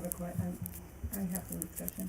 Go ahead. Oh, I thought you were seconding No, it. no. Oh, I'm No, sorry. I'm just- I thought you said, I second it. I'm Yeah. going. He seconded a non-motion. Yeah. Thanks. We're not finished yet.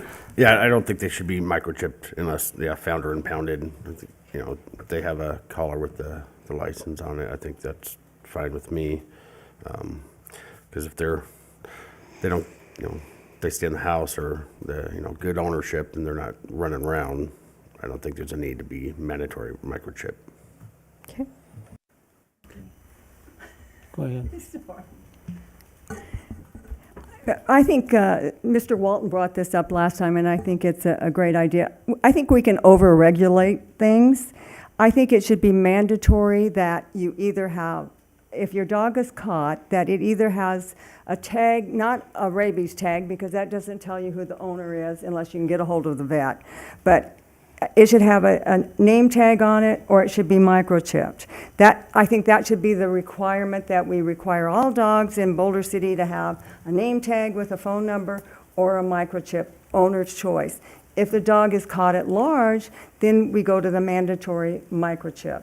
I did hear some things about domestic violence, and I would think that a judge could rule and make it mandatory that they not allow that sort of thing, like a TPO or something like that with domestic violent people. I think you could look along those lines.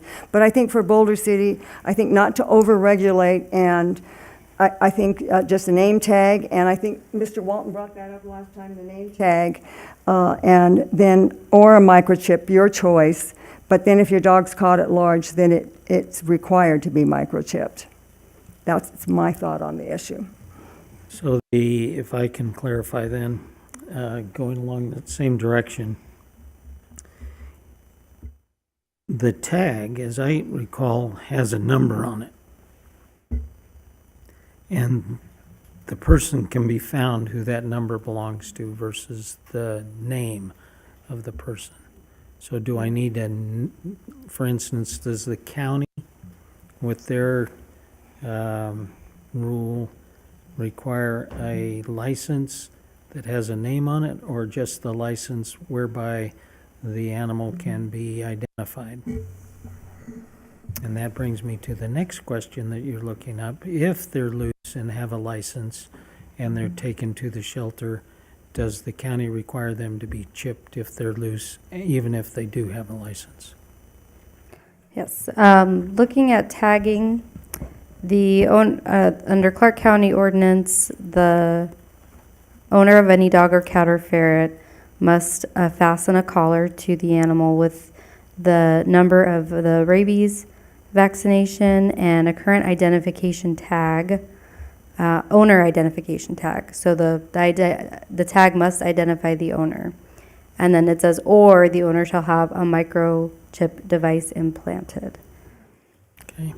So the tag, I see animals with two tags, and one is the rabies tag and the other is the identity of the owner. Correct. Is that how they do it?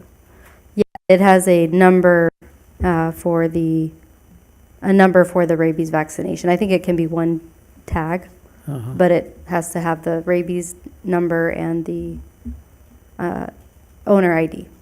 So in Clark County. What I'm hearing is something that would be compatible with the county from folks here, as opposed to mandating every single person, every single animal get chipped, irregardless.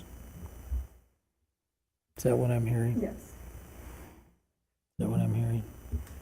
Well, you're interpreting the counties, or she's just, but that's not where I'm at. Oh, So, I'm sorry. no, that's okay. I mean, it's been quite some time since we've had that conversation, so I have additional information, but. Go for it. Yeah, okay, thanks. Yeah, so I think kind of like when Chief Shea was mentioning, kind of the bottom line of licensing is to ensure that rabies shots, vaccines are current. And then we have that whole licensing process to help us figure that out.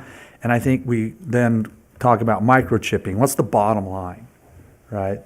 And, I'm coming to the conclusion, the bottom line is to make sure we get pets back to owners and to keep them out of the shelter, right? And to not contribute to the additional overpopulation of our shelter. So we kind of have that two sides of the same coin, which I would imagine, just using myself as an example, if my dog were somehow to get lost and picked up and taken to the animal shelter, I'd want either one of them back like now, right? And I would not want them to be in the shelter to overpopulate the cages that are already, or the kennels that are already overloaded. So they're trying to balance all of that, right? How do we not overregulate, but how do we address an issue that's real in our community and in the best interest of our furry friends? So it's a balance. And since our last conversation, I remember Ann standing up there and saying, I'd microchip everything, I'd microchip you if I could. And I think her goal is, in the bottom line, keep them out of the shelter and get them back to the owners ASAP. And that's in the best interest of the pets, right? And the owners, hopefully, want them back. And while I am hesitant as anybody to overregulate, I think the bottom line reasons, those two sides of that same coin, can justify. And I would hope that there's the potential with maybe the additional funding from the donations, the extra proactive things that Chief Shea has mentioned might be able to help those folks where microchipping is an expense that's a little heavy to bear. It's not invasive on the animals, really. It's just a relatively small needle, the size of and the microchip, as is reported in the research, it's about the size of a rice grain. Both of my pets are microchipped, and neither, seem to bother about it one bit, and I'm glad that they are. I think it's at very least a great idea. So I can support microchipping all of our domesticated animals for those bottom line reasons, or some other version that the council can agree upon. But really the bottom line, the real issue, keeping those pets out of our shelter and returning them to the owners ASAP. Is that overregulating? I don't know, but I'm okay with going with that balance because of the condition in our shelter. And I'm so grateful for the leadership that has created a non-kill shelter, a humane shelter, a place where the proactive things are done for the health of the animals, and that microchipping requirement just may contribute to that benefit as well. So that's my 2 cents, Mayor.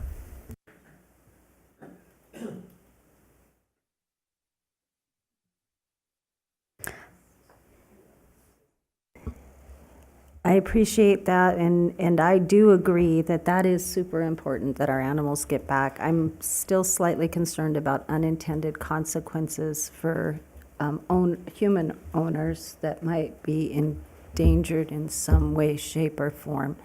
That still concerns me, that if we mandate, we unintentionally might, like the young gal who came and spoke to us today about her situation growing up and being able to be found. And I still think that sits on me pretty heavy.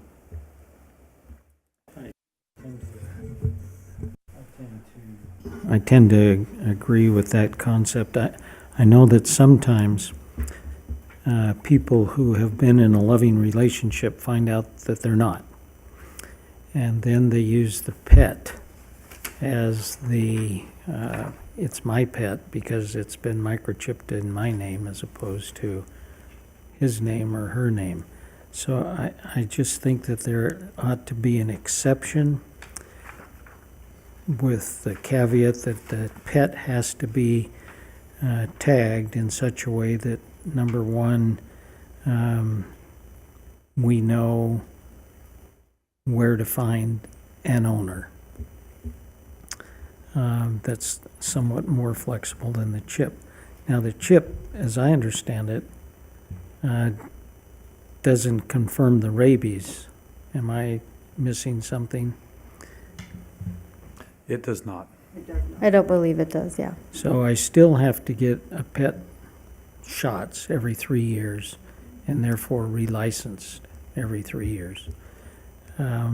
So the chip will say, you know, who the person is, but it doesn't tell me what the rabies condition is, whereas the theory of the license is that it does tell me something about that. So if I don't have the license, I, by rights, have to put that pet in quarantine for the 10 days or whatever it is for a person who's been bit to say, okay, I'm okay, and I don't need to have my rabies vaccine, which is not a pleasant thing, by the way.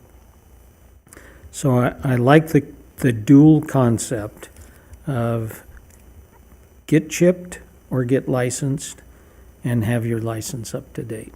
And I don't know if that's exactly what the county says, but it sounds similar, I suspect.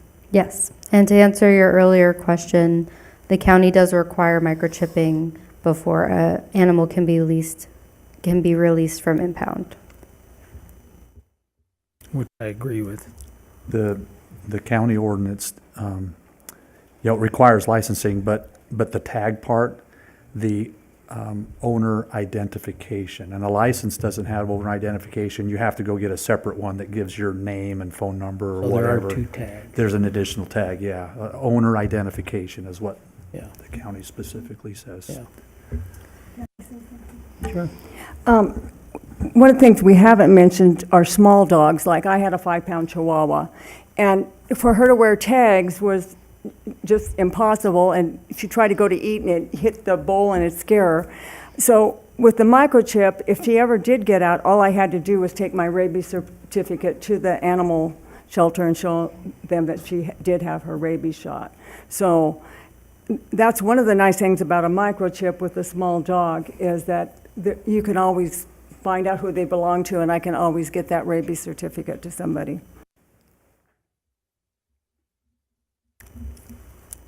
So, where are we at? What do we want to do? Throw something against the wall. Let's find out. So, let's say. Can I make another comment before we, I appreciate the issue about confidentiality with microchipping, that the challenge with that, not requiring it in all cases, if somebody's dog is at large and we decide to go with the mandatory, if it's at large before it can be released, we still are entering that microchip world. And I think, a subsequent public comment was you have controls over who has access to that. So both of my pets are microchipped, and I can go into that database and put who has access to that, and I can change, it's password protected, right? So I have an account and a password. So I control who can see that just by virtue of my login and my password. And so, as an owner who wants to remain confidential, they just change the password, and whoever formerly had access will no longer have access. So I don't think that's an insurmountable challenge, and microchipping of any sort could potentially lead to the same problem if we didn't have that control on the login and the password. So I think there's adequate control to who can have access to what you put in your chip information and who has access to it. Let me clarify. Somebody else knows the code for the chip besides you, the owner.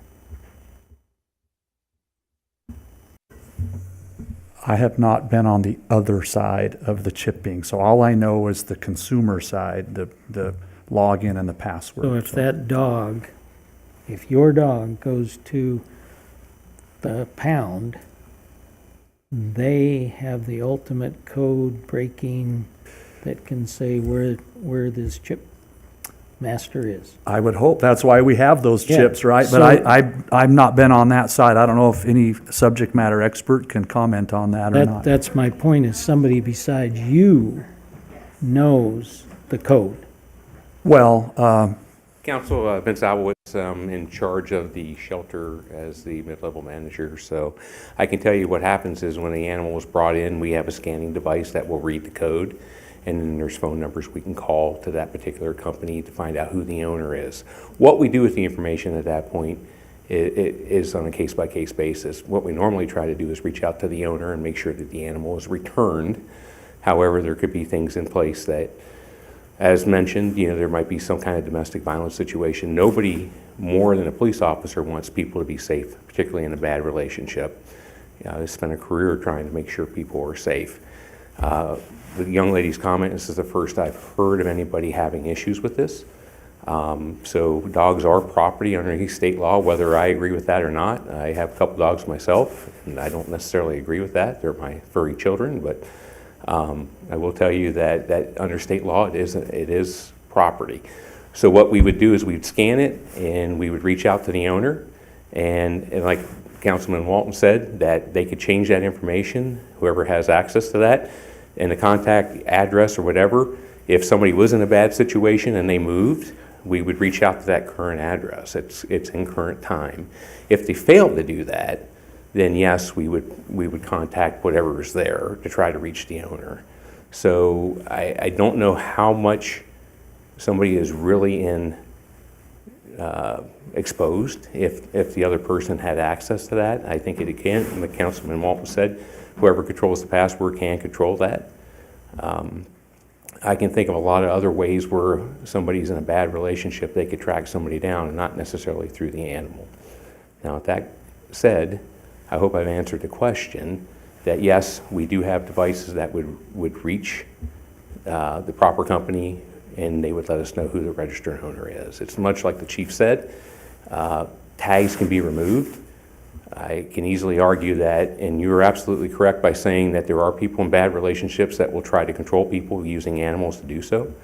And they could remove tags from a collar and still make off with the animal, and then it becomes an issue, whose animal is it really? So it could also prevent that from happening. You have a tough decision in front of you.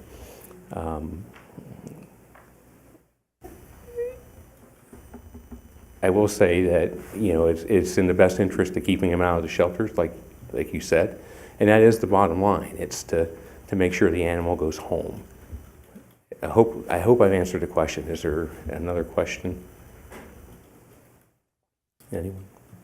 So yes, so the shelter can find out where the chip is originated. That's correct.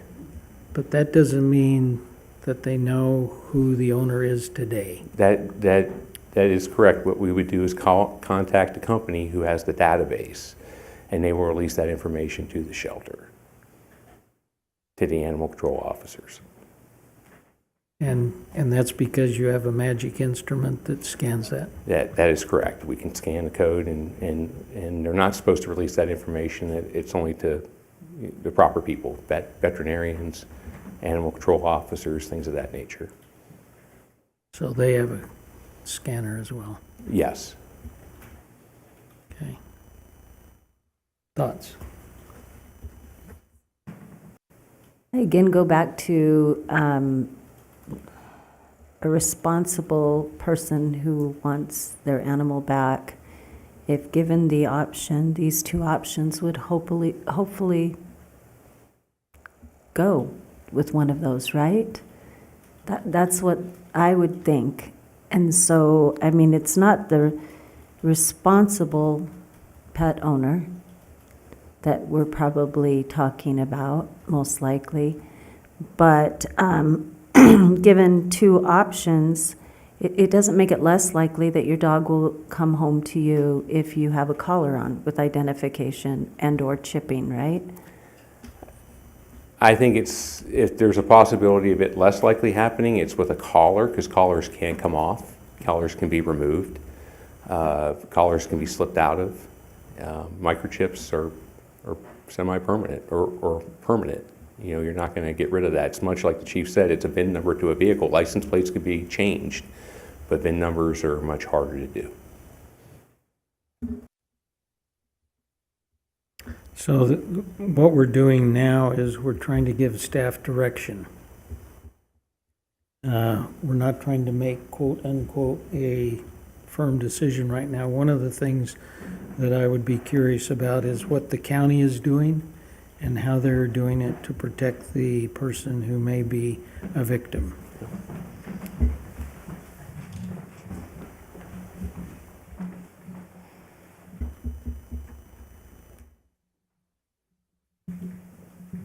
And I think I can understand what we're talking about with the need to stay out of the shelter, but bottom line is if you get a lost animal, the animal's going to go to the shelter anyway for 2 hours or 3 hours or 1 day or 2 days, depending on who the dog walker was that watched your animal when you were on vacation for a week. You know, the reality is that happens. So I would be interested in the what the county has done and what success they've had, as well as how we've dealt with the person who's been in a relationship that can be traced. So they must have had some experience with that in the greater county. That's what I would be interested in. Otherwise, I think the chip obviously is by far and away the best way to identify the animal, and maybe the best way to identify the owner, but the owner may not be the person where the dog wants to go, for instance. Other comments for the attorney looking at what we want to give her? So this is all for topics for need of direction that we're talking about right now. So I'm hearing, but before bringing a text amendment related to microchipping, you'd like some additional information on the risks to potential victims and what other jurisdictions have done to address that. If it's worked. Do you want to have a motion for that so we have just kind of clear direction on there? Yep. I mean, or would you like me to work on a text amendment for microchipping upon impoundment? So we... Or just research first and then bring back yes, options? I mean, bottom line is I think most of us are on board with microchipping. On impounded. Okay. And microchipping or a tag, or you still need more research on that? I think I'd like to see what the county's experience has been with tags. Okay. On protecting people, or has that been necessary? So I think we just need more I need more information. Would it be possible to bring back an amendment or whatever stating that, yes, we do want to see, because I think we've all kind of talked about this, microchipping upon impoundment. Yes. So that's going to happen. And while bringing that back, also maybe having a Part B that's has the counties, what the counties looks like, so that we can all have information regarding that with the two options, and then information hopefully that maybe the chief or, like you said, the county might have on what happens for people who are in dangerous relationships or maybe need protection of some sort, and how that affects them. Okay. In a confession, in I'll second that. As my role as a physician, I know this is real, that animals can be used nefariously to get control over people. Yes. I second the motion. So I'll restate what I heard. Are you intending to make a motion, Councilwoman Jorgensen, to bring a text amendment? Is it a motion or a direction? Yeah, I'm looking for a motion for each item so everything's clear. Okay. So I move that we say that when an animal is brought into the shelter, that it is chipped. And then come back with additional information Oh, okay, from so other you want it jurisdictions. all in one motion. I thought you wanted them separated. Oh, Yes. yeah. Okay. However council wants and to. then, as I said prior, Okay. come back with information, specifically the ordinance that the county has on both either or right? Chipping and/or identification on the collar. And then information regarding those who could be harmed in some way, possibly by having a chip in there, by being able to be tracked. What do we know about it? What has the county found out, or what have we found out ourselves on how that works? Okay. And then Councilwoman Booth. I'm not clear on that motion, I'm sorry. No. So your motion, if I heard you right, you would like a text amendment brought back that would require microchipping upon impoundment, but then additional information, microchipping versus a tag? No. Microchipping upon impoundment, yes, we all agree on. So I think that text amendment could come back, and then we could vote on that.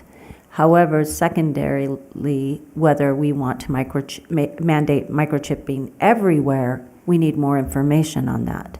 We need, for everybody, should we mandate microchipping, or should we go to tag or microchipping? That's the piece of information that we need back, how it's being done at the county level currently, and so that we can make that decision at that time with that information, whether or not we want it to be mandated for everyone, or every animal. Got it. Councilwoman Booth, do you renew your second? I second that. Okay. As part of the discussion, I'd like to ask a question. In the past, we talked about an animal being found at large, not impounded per se. And I don't know if there's a difference, but I'm guessing that there is. And so if we need to change that, because the animal's taken to the shelter because it's at large, not because it's bitten somebody or because it's, whatever else it would be impounded for some period of time, but just taken to the shelter at large. I think that was our prior conversation in weeks past. And if that language matters, I'm just bringing that up if the motion needs to be amended. So what you're saying is if the dog, let's say the dog or the weasel or whatever, is at large, and some good person finds the at large but doesn't take it to the shelter but takes it home,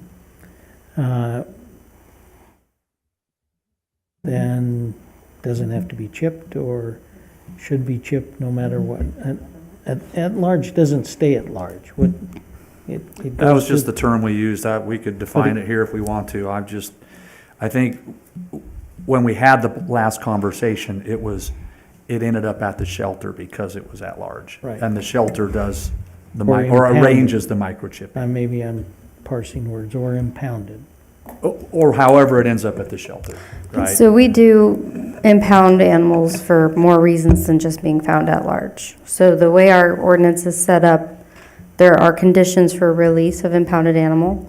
So, yes, as contemplated, it would be adding that as a condition of release of an impounded animal for whatever reason. So if you want to limit it to just those found at large. That wasn't my intention. I was just trying to make sure we clarified it was the clear, language. yeah. Okay. However it ends up at the shelter, I think is what our conversation was. And that's consistent with Clark County as well. Yeah. Mayor? Go ahead.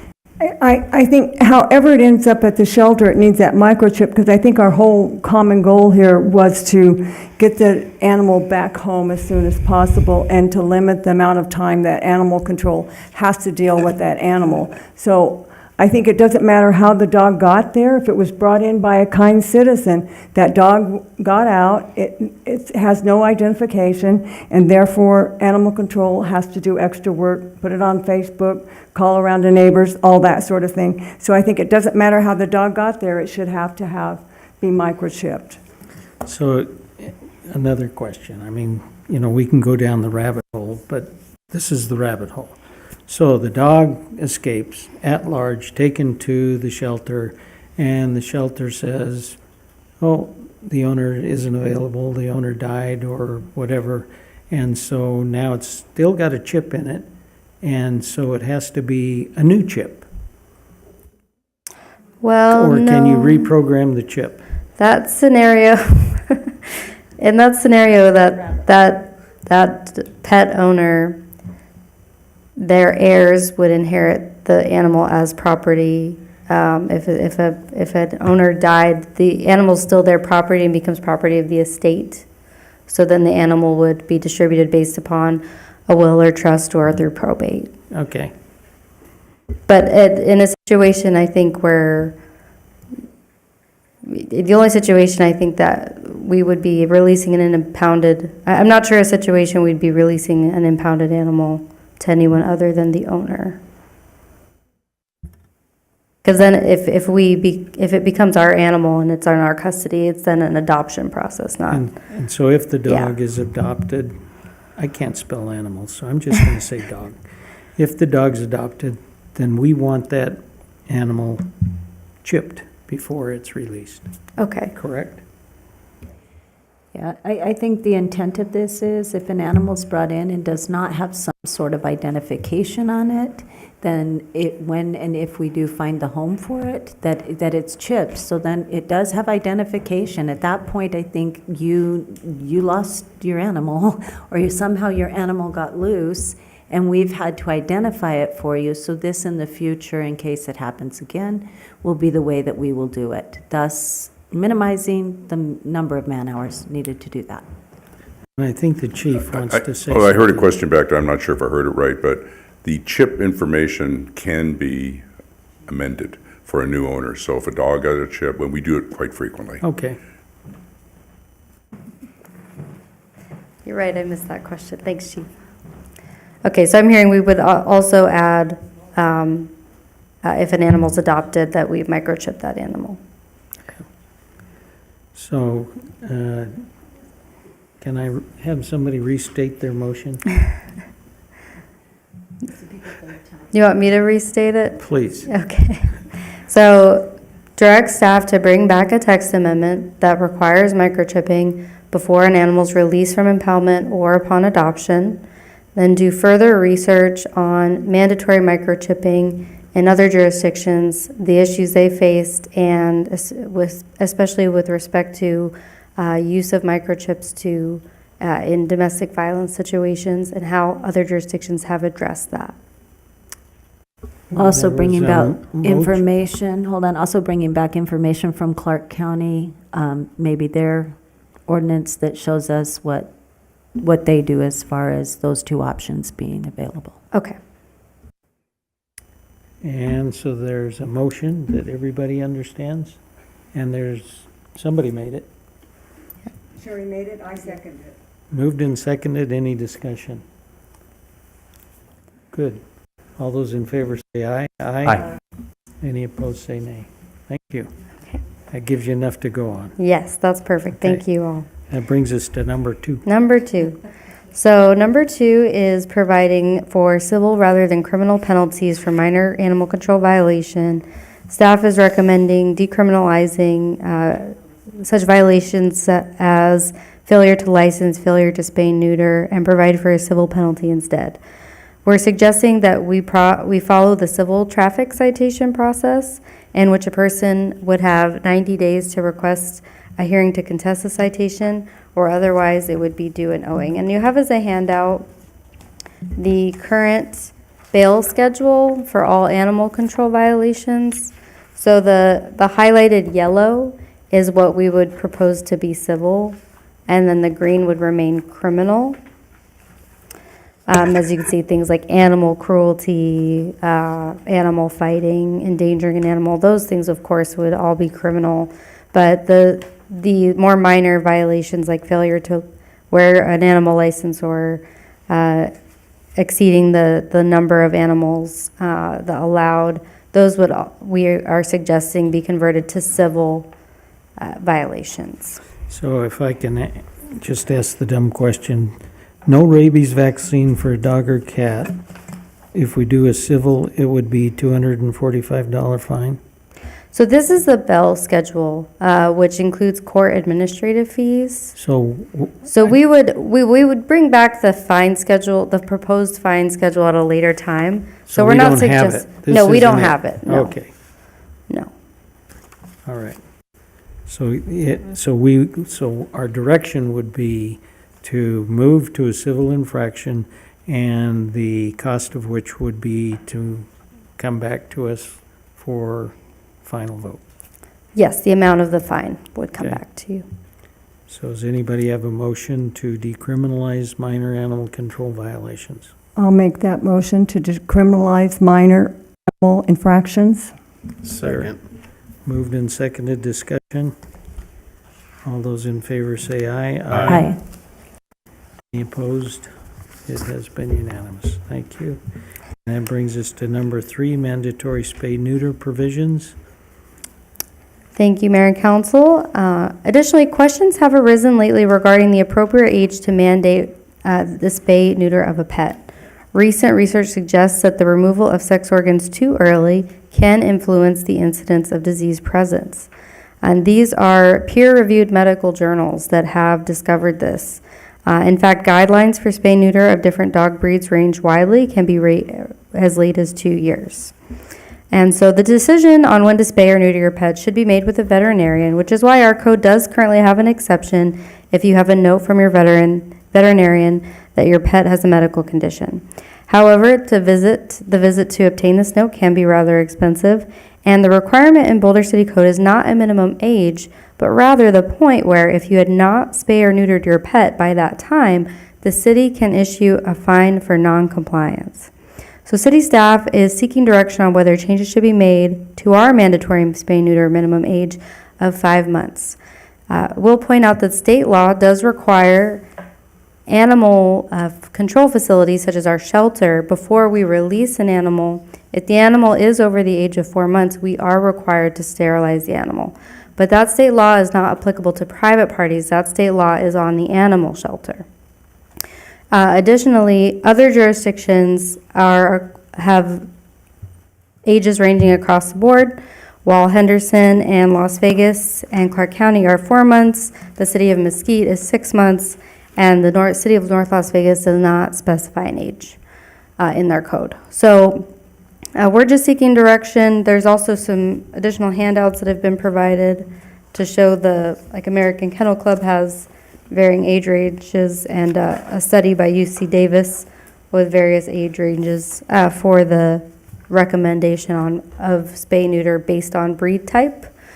So again, the text amendment would have, that I'm working on, proposed to change it from 5 to 6 months, but we're seeking direction from council. So it could be, we could stay at 5 months, it could be 4 months, you could look at having different ages for different types of animals. As far as I know, I don't know that the cats have been studied, but essentially the welfare of the animal is really the utmost importance, and removing sex organs too early, there's some medical, again, peer-reviewed medical studies that have shown that can cause increased incidence of disease presence. And we're talking about spay-neuter requirements for the private parties, our private citizens, and at what point can the city say, you've waited too long and now we're going to issue you a fine for noncompliance? What age is that?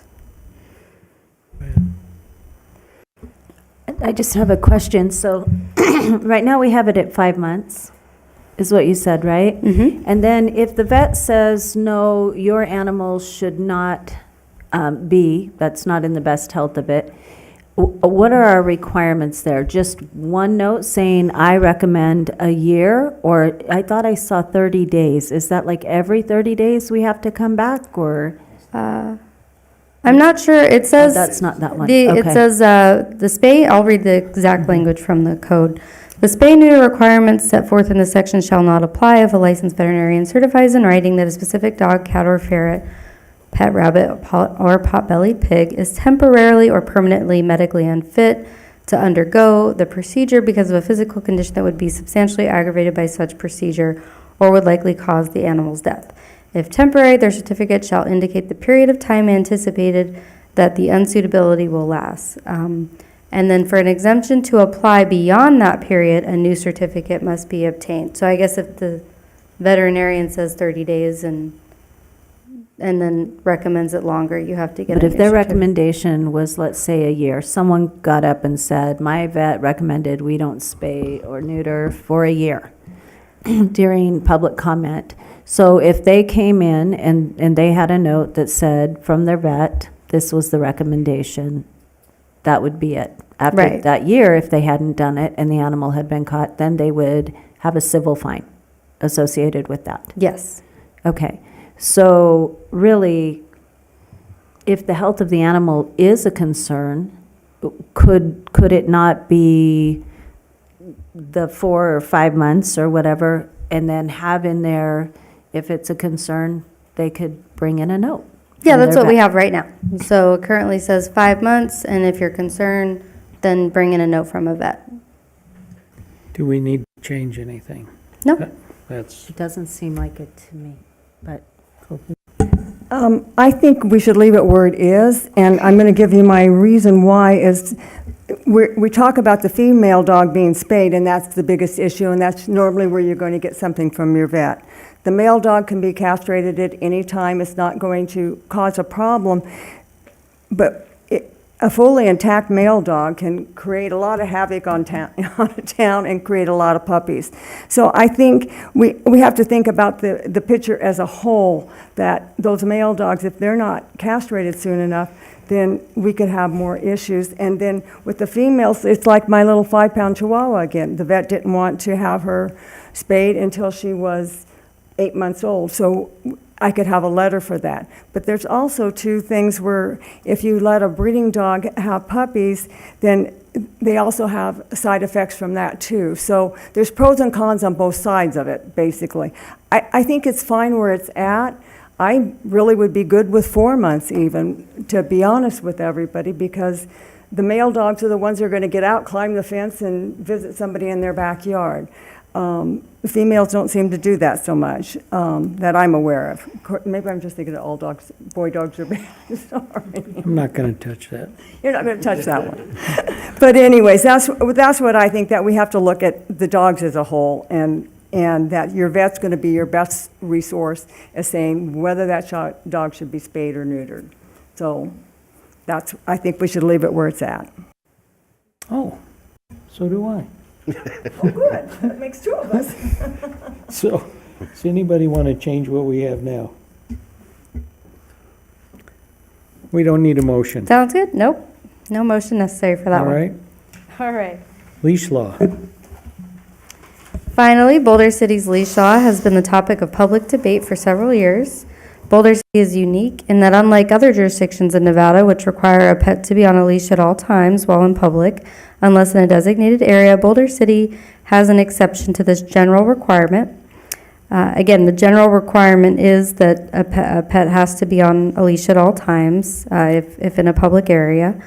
But there is an exception if the animal is under direct supervision and control of an owner or trainer who is giving auditory and or visual commands to such animal, provided that such animal is obeying such commands or not in any way violating the provisions of this chapter.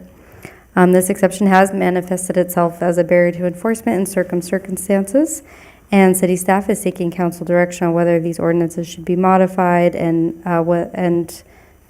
direction on the specific policy goal to be accomplished.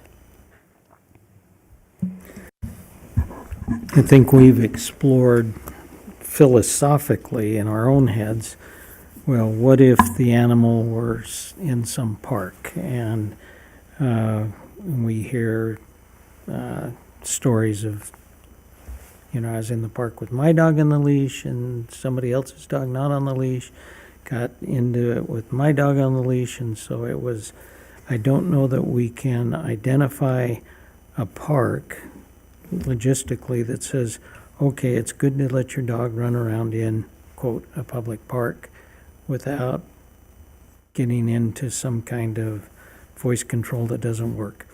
We have 2 parks fenced for dogs to run around without a leash. And so that designated area, we've designated areas, and so the undesignated areas, do we want to do anything with making an undesignated area designated so that the dog can run around, or are we comfortable with saying voice control, or are we comfortable saying they need to be on a leash?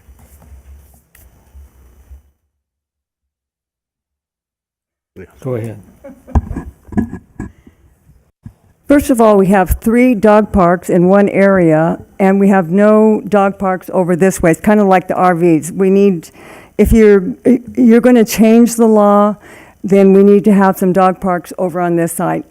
40 years I've been here. I've always had dogs. Normally I've had 3, sometimes more, as we all know. And I haven't seen a lot of problems. I hear people saying things and whatnot, and I think if a dog is not under voice command, I have one dog that's a toy Australian Shepherd, perfect dog with the voice. If my husband says something, it's going to do it.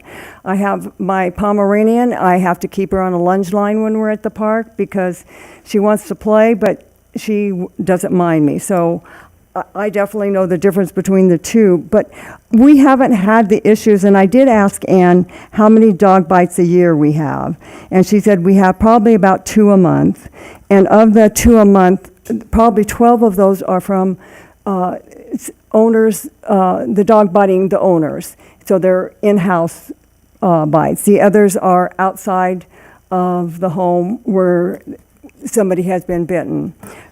A dog can bite somebody on a leash also. I also, when I'm walking my dogs, I have them on, I've got a leash right here that it goes longer, I think it goes about 12 feet.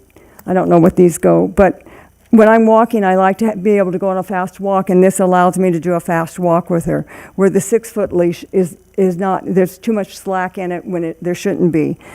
Also, too, I think you have to come up, even if you say the dog's got to have a leash on, does it have to be in the control of the owner, or does it have to be in the owner's hands? So you'd have to go and take care of, to address that issue also. But I think for all the years that I've been here, I've gone up to the park right out here. I think that we're going to fix the park at the Veterans Home, the dog park up there, because if you're a senior person, trying to walk up to that dog park is next to impossible if you've got a bad knee or something like that.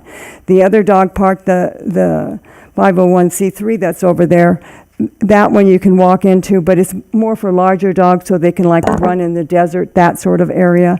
But we need to have either more dog parks, either one on Lakeside, one here, and then I think you can make it mandatory. But I think right now, the way that it is, I don't see where we've had all these issues. And some of the people that have had issues don't even have dogs. So and if your dog bites somebody, then it goes into quarantine and you get in trouble. And if it bit the second time, you could actually lose that dog. So I don't see why we need to change everything and make more rules up when there hasn't really been proven that there's an issue there. That's just my comments. I don't think we should change it. It's one of those things that make Boulder City, as special as it is. There's nothing nicer than when you're outside watching a dog play fetch, being off the leash in the park. And I know a majority, of owners that are doing that, they're good dogs, right? Of course, there's going to be one person that's going to ruin it all, right? That's why there's no diving signs in a jacuzzi, around. There's always that one person. I don't think that should discourage us from letting people and their dogs have some freedom.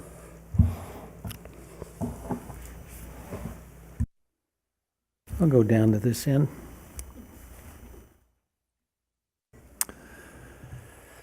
Well, again, trying to find that balance, right?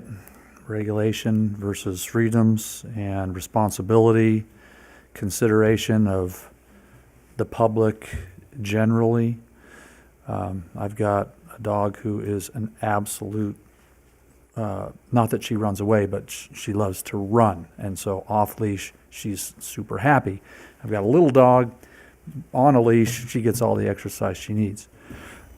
So how do we figure that out? My concern is it doesn't take more than once or twice for even a friendly dog to come up to somebody and potentially knock them over, scare a grandparent with their grandchildren or a parent with their child or other dog encounters. And I'd love to say Everybody that has their dog is responsible. Those that follow the exception to the 100% on a leash by voice or visual command, but they don't. And that's unfortunate. And so then it creates a problem. I wish we could say, yeah, take your dog off leash wherever you want. And when we had the conversation, at least a couple of years ago, the issue was, well, at least give me a place to take my dog then. So the two additional dog parks were created at Veterans Memorial Park. So I just wish we didn't have to overregulate that, but I think there's enough potential and enough, how many issues by somebody almost being knocked over by an otherwise friendly dog, or approached by an otherwise friendly dog who some people have their dog on a leash because they're not friendly, and then another dog runs up and then we have an issue, right? I wish we could not have to worry about it, honestly, but I don't see how we can avoid it. And so I'm a remove the exemptions from the language position.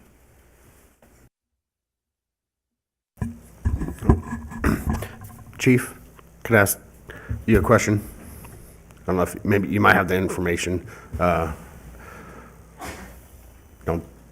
Months ago, Union gave a presentation about I think some statistics. There was about dog attacks or dog bites.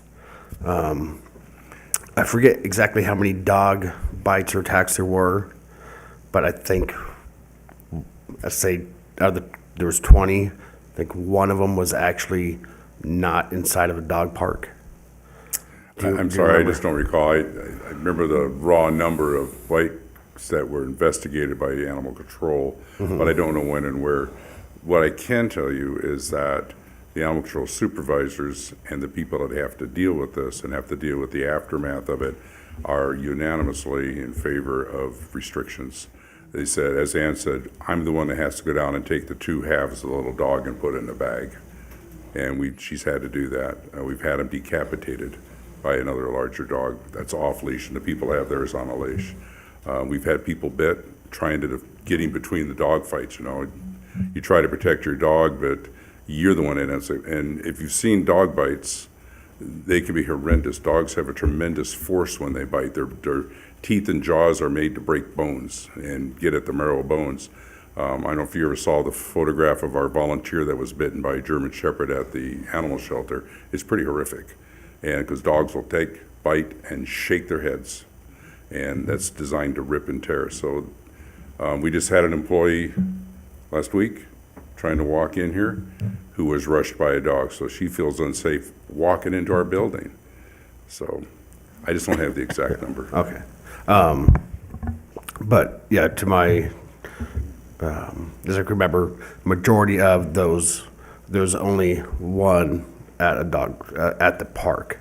Everything else was inside the dog park where they play off leash or personal residence, but the vast majority were not at the actual park where the dogs play. I do know that the people that have walked up and complained to me, just as late as Monday at the Veterans ceremony, said it was at the park. And normally it's at Veterans Park is where they have the problems.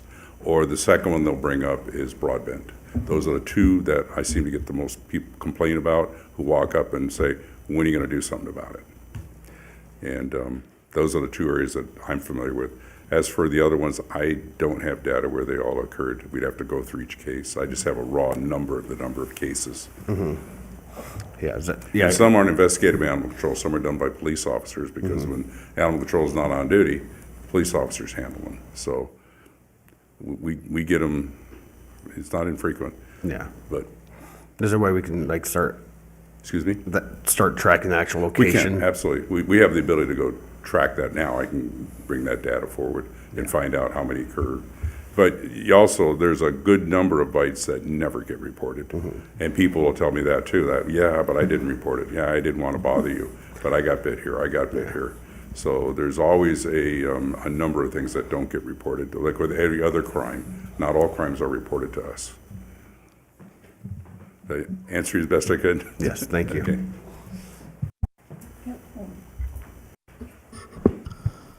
I'm sneaking in here before you, Koki, really quick. I can see both sides. I've got to be honest with you. I do have a problem with over-regulating people, and I love the idea that we would be responsible. I love the idea that we would be responsible, all of us. Then we would have no problems, and we wouldn't need the chief. But the reality is that dogs have minds of their own. They don't always parrot their owners' minds. I can see both sides. I was here when we voted on it last time. I liked the idea of a dog park. We didn't have one. We did have one. I don't want to say that because the 501c is an awesome dog park. It just wasn't everyone's cup of tea, and some wanted a grassy area. So with that being said, we built a dog park with a grassy area, and I know it isn't in the center of town, and maybe we could build another one that was on Lakeside, but I'm not sure that that would be the reason for me to say we shouldn't take a look at it. There were reasons last time that I didn't feel like it was okay. I didn't feel like we should mandate down to the ever-living last square inch of the desert. Or I think if you want to drive out into our 212 square mile desert in the middle of nowhere and let your dog go, I think you should be able to let your dog go. But if we're just talking about looking at the language under voice control, I would be willing to look at that because I do think that there are things that happen. There are things that happen. It's reality.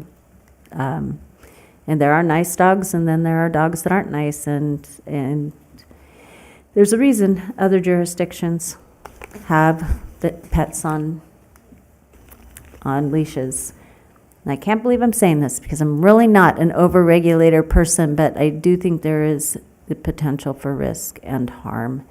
And I've seen it, and I felt it myself. I was just doing Meals on Wheels today and had a animal charge me. That doesn't mean, oh, that's why you're changing your mind. It just means it can happen.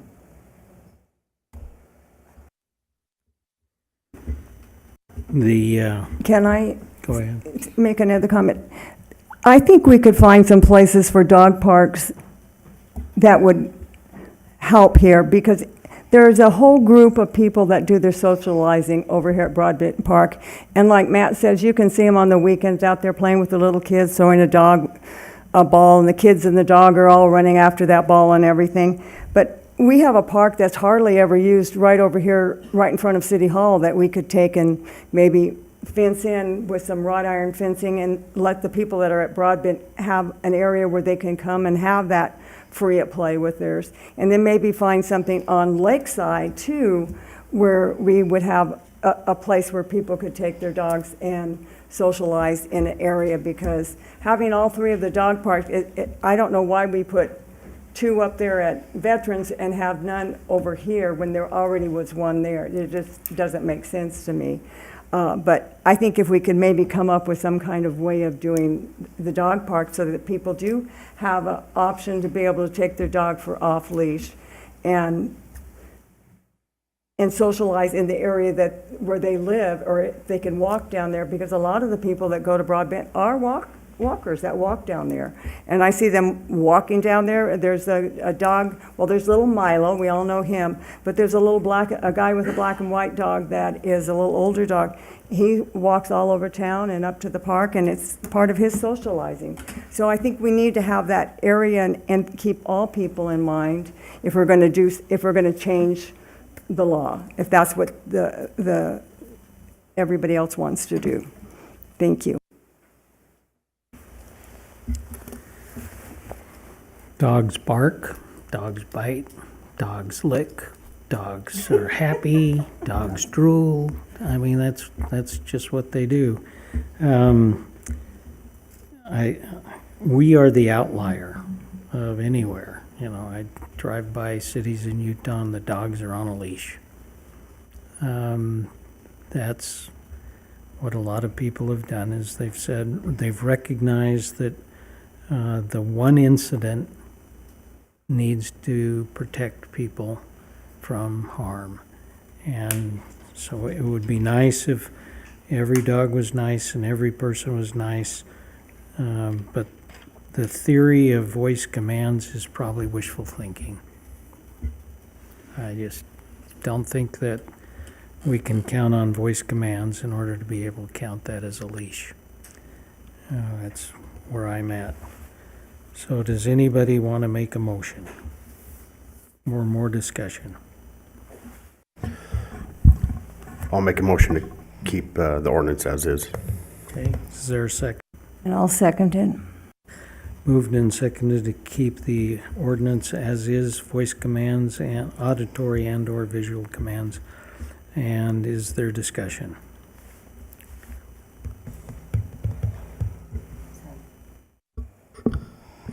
I think it's important to note, too, that one thing that I've noticed probably in the last 26 years since I've lived here, almost 27, is that the number of dogs have increased significantly. So it's really changed the narrative of what we're looking at here. I mean, if we were just talking about a few dogs, but honestly, I almost think there's, and I think I could feel pretty confident about this, thinking that there's more dogs in our city than children.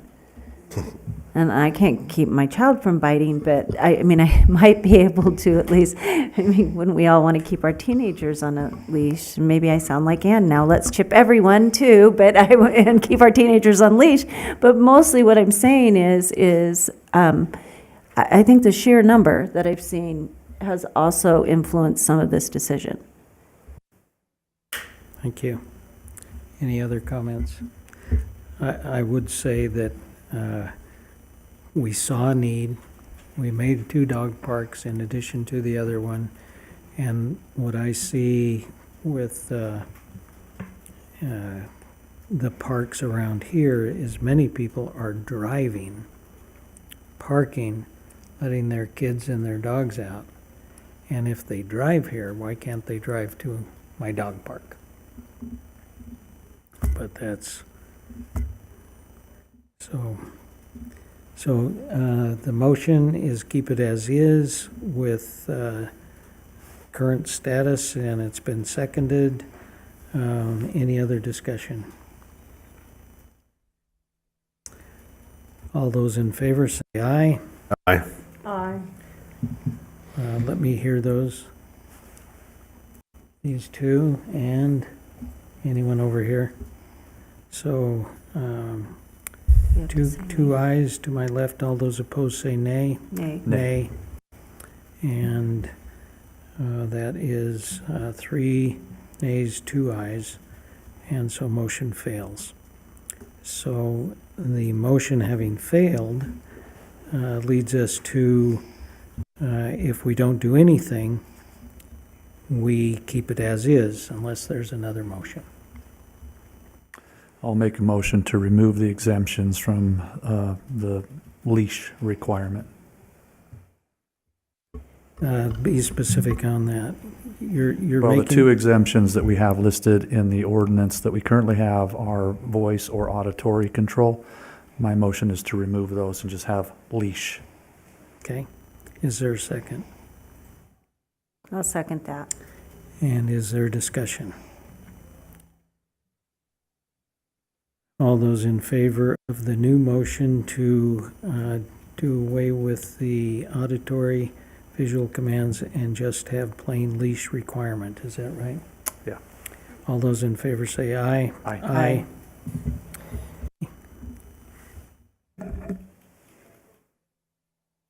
Who voted aye? Aye. 3. And all those no? No. Nay. Nay. 3-2. So that motion is passed. And is that finish our... Thank you, Mayor and Council. That gives staff direction on the text amendments we're working on to then bring back to you for final action at a later date.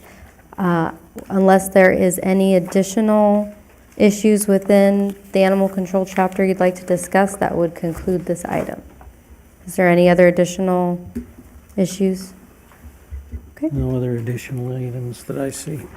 Thank you. So that will move us to item 18.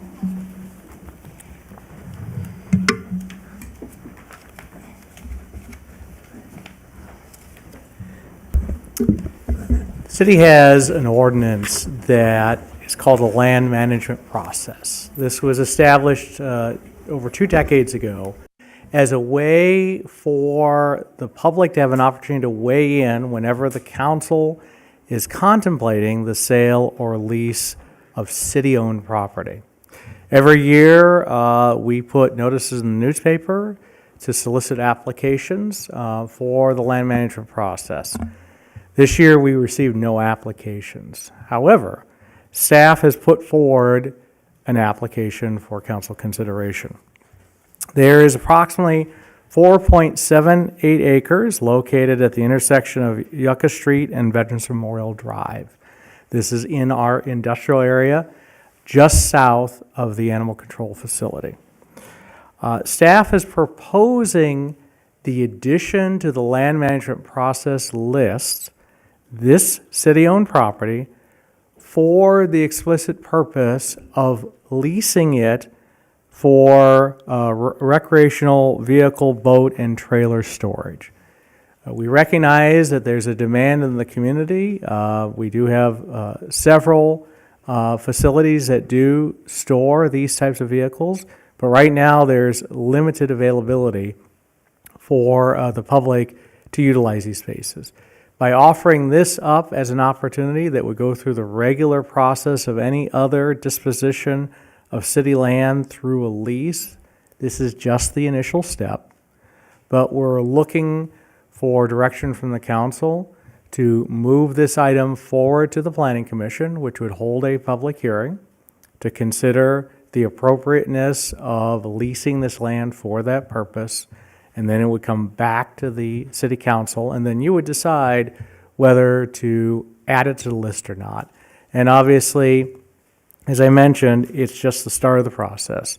It would require rezoning. It would require an RFP to have developers respond to and the council to consider their proposed development of the site, and it would require negotiation of a lease. And with that, I can answer any questions. Do you know if we have any other property that currently is in the process of possibly being built upon for the purpose of storage? Is there any other people who own property who have come and want to build a storage facility? So over the years, the 11 vacant acres directly west of Albertsons has been contemplated for that use, among other uses. It has not moved forward with an application process. So we base this on the fact that with the existing facilities that are currently within our community, we contacted all the owners and found out there's approximately 17 available spots of all of those facilities. So no other proposed commercial development with a similar use that I'm aware of. Okay, so no privately owned land with the intent to build something of this nature? Other than that 11 acres that had been potentially discussed, no. And that's up for sale, isn't it? It is, yes. Okay, thank you. Since this is such an odd-shaped lot here, how many spots do you think you could get on this parcel? Has anybody factored that in? Yeah, approximately 250. We recognize it's an unusually shaped lot, but we had staff evaluate several city-owned properties, generally looking in this area because in the industrial area of our community, that's where most of the storage facilities are contained, and taking into consideration impediments with transmission lines, stormwater facilities, and other limitations on development, This was the one that staff recommended in advancing to the city council. So another question, when we're looking at this, do we look to see how much per space you can make or how much per square foot? Is it going to pencil out is my question. Well, that would really be up to the developers to come back through an RFP to say, yes, this will work or not. We tried to identify land that we thought would be appropriate for this type of use as a starting point. And so if the developer did decide that it pencils out and would work for them, how long of lease can we give them? So if they make this investment, how long will they be able to lease this land? Well, that'll obviously be subject to the city council and your review of potential lease, but we have had leases go for 20, 40 years with previous lease arrangements. Okay, thank you. That's all my questions. And just a reminder, this isn't something we as the city are going to build and run. Because prior to this, something was brought before us, but it was a little different in that it was something we as the city would build and then run. Yes, right? this would go out to RFP and would be developed by private developers. Okay. And managed and run by private developers. If I may, thank you, Mayor. Thank you for making that point. This is just the land management process to designate the land that it could be utilized for that purpose, period. There's no contemplation of who might run it, who might put in an RFP to develop it for RV or whatever additional, we'll just call them all RVs. And so I'd like to also kind of point out that there's no residency requirement for our current RV storage facility. So anybody from any state who wants to keep a boat near Lake Mead can take up a spot, or from anywhere else in the valley, or our own citizens. And the fact that there are 17 spots open in the current facilities tell me that if somebody locally who had an RV on the street and wanted to put it in a storage area, there's at least 17 spaces. And there's no guarantee that local residents would even use that if it were to be developed. It might be all out-of-towners. And I would love to see that we had folks that have RVs parked on the streets, stored on the streets, I'll say, that are using these storage facilities so that we can all have compliance with our current ordinance for storage of vehicles on the road. But you know, there's no guarantee that even if this goes through, people in town are even going to take advantage of it. I still think it's a great idea, and it's an option for people to be able to do so, and I would hope that our residents would, if it ultimately becomes, as was kind of mentioned, profitable for a private entity to develop it as such. And I think those are points worth remembering as we go through this process. But really right now, it's just the land management process to designate it for the potential use. I think it's a great idea. Could you share with us, Mr. City Manager, the survey of need? So when we look at the parking on our streets, our residential streets, what is the survey of need when we've just surveyed how many RVs or boats are parked on the street as opposed to in garages or in driveways? Code enforcement and our police volunteers conducted a survey a couple of years ago and estimated approximately 400 RVs, boats, and trailers on our public streets. And so I look at this as rather hard to do code enforcement when we have nowhere to put them. So if we don't have either private or public leased land, it's hard to do an enforcement where we don't have enough parking for ourselves, let alone Las Vegas, etc. So I think it's a need. We know there's a need, and we know that it would be nice to allow people to feel comfortable without the code enforcement person saying, you're parked and it's blocking somebody's view, it's blocking of the road, which is real, and so we need to give people an option, is how I look at it. However it works out, we in the city, I don't think, want to become the landlord as much as we want to allow something to happen for someone else to do it. Kind of where I'm at. Any question? Go ahead. I'll make a motion if you're ready for one. Okay. That we advance the land management application to the planning commission for this item. I'll second that. Discussion? All those in favor say aye. Aye. Any opposed, say nay. Thank you, unanimous. Thank you, Mr. City Manager. That brings us to our public comment. Anyone on the phone? Okay.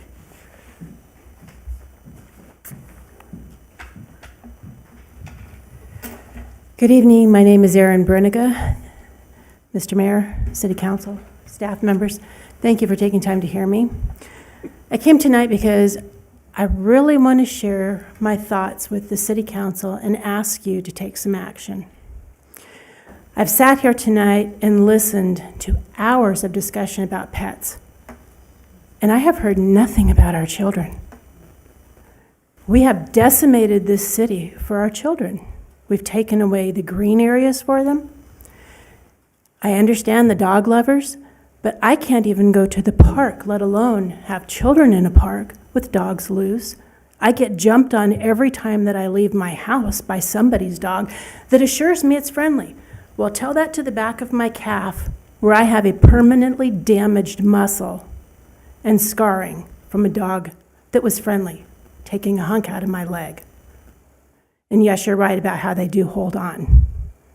And I was within hours of rabies shots before they actually finally found the dog, and I didn't have to get them. But my concern is for our children, having a clean place to play. Clean, not littered with dog feces and dog urine. I don't want my child or my grandchild rolling around in grass with dog feces. I don't want to go and try and play Frisbee with my husband in a park that's supposed to be for people, that's littered with, I have to step on dog feces and then clean my clothes and my shoes afterwards. I don't think that's what a park is intended for. We have children also riding this community on toys as small as 2 years old in electric cars on our public roads. I have not heard anything about making ordinances to deal with all of these new electric vehicles that these children are using as toys. We have scooters, one wheels, little cars, little trucks. We have so many things, and our children, I watch them, they don't follow the traffic laws that we as adults driving cars do.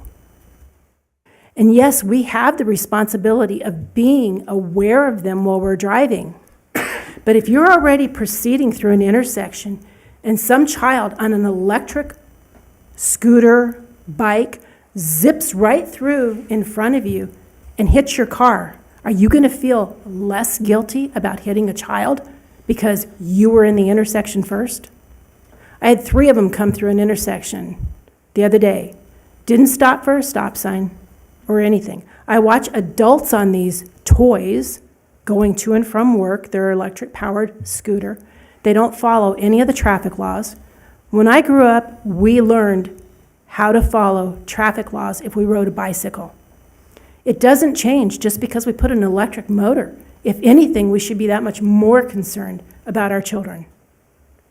I'd really like to see this city council and this city start putting our children first. Start putting our community first. Because if we want families to come here and raise children so that we have a viable, ongoing city, we've got to offer a safe community that is child-friendly, that is safe for everybody. And yes, having a pet is an honor and it is a great responsibility. I grew up with pets. I had pets most of my adult life. But we have the responsibility. We're adults. You're not the police. The police have a job. I wish they would enforce it more often. I wish they would stop these children more often. I wish I wouldn't have people passing me at 90 miles an hour going out of town. But that's the situation. That's all I have to say for tonight, but I wanted to tell you all, thank you for the excellent job you're doing, and I will see you again. Have a good evening. Thank you, appreciate it. And if anybody's on the phone, 702-589-9629. That's 702-589-9629. We'll wait a moment. I see no one else in the room that wants to come forward. 702-589-9629 to call in for public comment.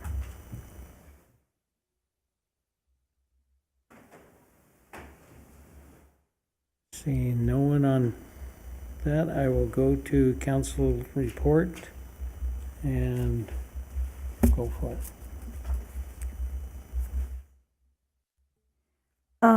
I went to the airport open house this weekend. It was really exciting. We had a lot of people there. I met John Orse. He's a GM for Grand Canyon. They were really excited about the turnout, and they're looking forward to doing even more for next year when they have the next one. I love seeing all the families out there, and a lot of you might have heard that they gave the children rides in the airplane. And so watching the kids go up and have their first ride in an airplane was exciting. Did you get to see that? Oh, it was really exciting. And so I had a great time talking to some of the different pilots and the different planes that were out there. So I think it's going to be even bigger and better next year. And then also, I was just reflecting that on Monday when I was driving into work, that the flags up Nevada Way and Boulder City Parkway were just amazing. It gave me so much pride to live in this community. And then pretty soon the mounted police rode their horses by, and I thought, this is like being in a movie. Like, it's just so special. And I'm thankful every day that I live here in Boulder City. And then I am helping the animal shelter. I'm adopting another one on Thursday, a little guy by the name of Frankie. I don't know what he is yet, but whatever he is, I'm getting him on Thursday. So I'll be back up to 4 again. And that's all I have to report. Thank you. First, I just want to start off with thanking everyone that came out and supported me during this election season. It was quite a race. And Denise, congratulations. I know it's not official till Friday, but I'm pretty sure you got it. But tremendous turnout here in the city and nationally. So thank you for everyone that went out and voted, and thank you again. It's been an honor. Thank you. Thank you. I have a couple of things. I went to the airport open house too, and I was kind of excited to be there because I did career day. I'm not quite sure if city council could be considered a career, like a short-lived one, depending. But it was wonderful to... No, not at all. Might be making fun of myself eventually. You never know. Maximum 12 years. And I did have one of the little kids say to me, "How much do you make?" And when I told him, he walked away. So he didn't really much want to know about my career after that. But as I had a chance, I did hand out little airport information and told them to come out. So it was so much fun to see those kids there. Just the wonder and the awe on their faces when they looked at it, and the parents trying to corral them and not touch the airplanes. So it was but it was an awesome experience, and I just want to say thank you to Marissa, who put a lot of work into that, and the people who work at the airport to organize something like that, to the general aviation flyers who helped do, I think they did flyovers, right, as something. People brought out their airplanes, they did rides. I got a great shirt out of it that you could go buy. There was just a lot there that made it feel part of the community and wonderful. So if you have ever been, I recommend next year. Also, Veterans Day, amazing. I had the chance to go buy a wreath. I hadn't known much about this for Wreaths Across America until the mayor gave me the opportunity last year to speak at the ceremony down at our own Veterans Cemetery. And I was so moved and so touched by it that I definitely wanted to be able to purchase a wreath this year. I know that you can purchase them still. I think we have the person you can purchase them from, Denise Ashurst. Is there a way they can purchase them? Yes, they could just call me or call me. Call her or call her, and I will not give her phone number over the dais. So, or text her or something, or maybe shout out on Facebook or something for it. And you can lay them yourself if you buy one, specifically on a person's grave that you may know or may feel particularly close to. So I do recommend that. And lastly, we've got something amazing happening in Boulder City. We are adopting our streets. We are making sure that we are clean, if not as green as we used to be, definitely more clean than we used to be. And the first person to adopt a street, Diane Robbins, she has her sign up, and I say a big thank you to her. And I look forward to more people, and I know they will, in our community, because I see people daily walking and pulling weeds and grabbing up trash, and it's just part of the experience that Councilwoman Booth was talking about, the things you see when you drive in Boulder City. So, thank you. Thank you. Councilman Walton. Thank you. Again, I'll echo what Matt said. We had fantastic participation during the election from our registered voters in Boulder City, and to see people participate in their government is fantastic. And especially tonight, all the public comment, but a special shout out to the kiddos who came and showed the bravery of standing before this group and all of the folks in the audience, and to begin to participate, and to all who encourage them in that journey and support them, thank you. And the Veterans Day recognition that we had on yesterday at the Veterans Home was fantastic.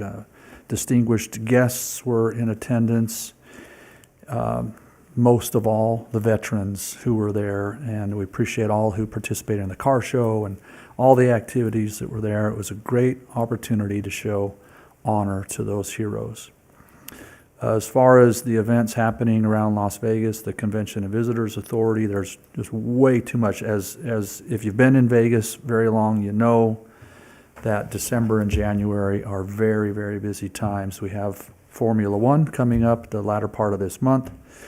And there's pre-race and fan experiences on the 21st, 22nd, the race on the 23rd. National Final Rodeos coming up in the beginning of December. If you don't have your tickets, you probably want to get them soon, the 5th through the 14th of December, with Cowboy Christmas and the other rodeo and country western events and concerts and everything. If you have any inclination, now's the time to get dialed into that. The Golden Knights and the Raiders, their seasons are well underway, and we encourage folks to support our local teams. There's lots of concerts and shows in town, so if you want to participate in those as part of your holiday festivities, a lot of opportunities. Later this month, we won't be meeting the week of Thanksgiving, so I'll just make a comment on that to remember the blessings. And I appreciate everybody that says all the great things about Boulder City. We truly are blessed to be in our little community, in our state, and in our nation, and all the good things that we have. And so those who might be traveling or having family travel, God bless you all, and I hope that you have a wonderful Thanksgiving full of peace and happiness during that season. So that's all I have, Mayor. Thank you. This is a time, obviously, of Thanksgiving. I remember Andrea Anderson, who passed away some little time ago, former city council person, as well as a few other elected positions. What an example she was for me when I first came on city council. I appreciated her and her husband and what they did and how they dedicated their lives to service. seeing what's happening with St. Jude's Healing Center, which has opened and is accepting people who have been subject to sexual predators, and what we can do for them here in Boulder City. And it's actually a school, and it's a place of safety. We have wonderful people in Boulder City doing wonderful things for people. The Veterans ceremony with Governor Joe Lombardo came, was the keynote speaker. Senator Cortez Masto, Senator Jackie Rosen were here. They were here. Colonel Mary Devine of the Veterans Organization in the state. We literally have people who have sacrificed their lives, and some of them are still living here with our veterans home, and appreciate all of the people who have done so much for everybody who's living here in Boulder City and elsewhere. And definitely not least, but Councilman Fox, who has given his time and his effort and literally his love for this city, and I appreciate him and his willingness to serve, and I suspect he'll find other things that he can do that will be of service to us. So with that, meeting's adjourned.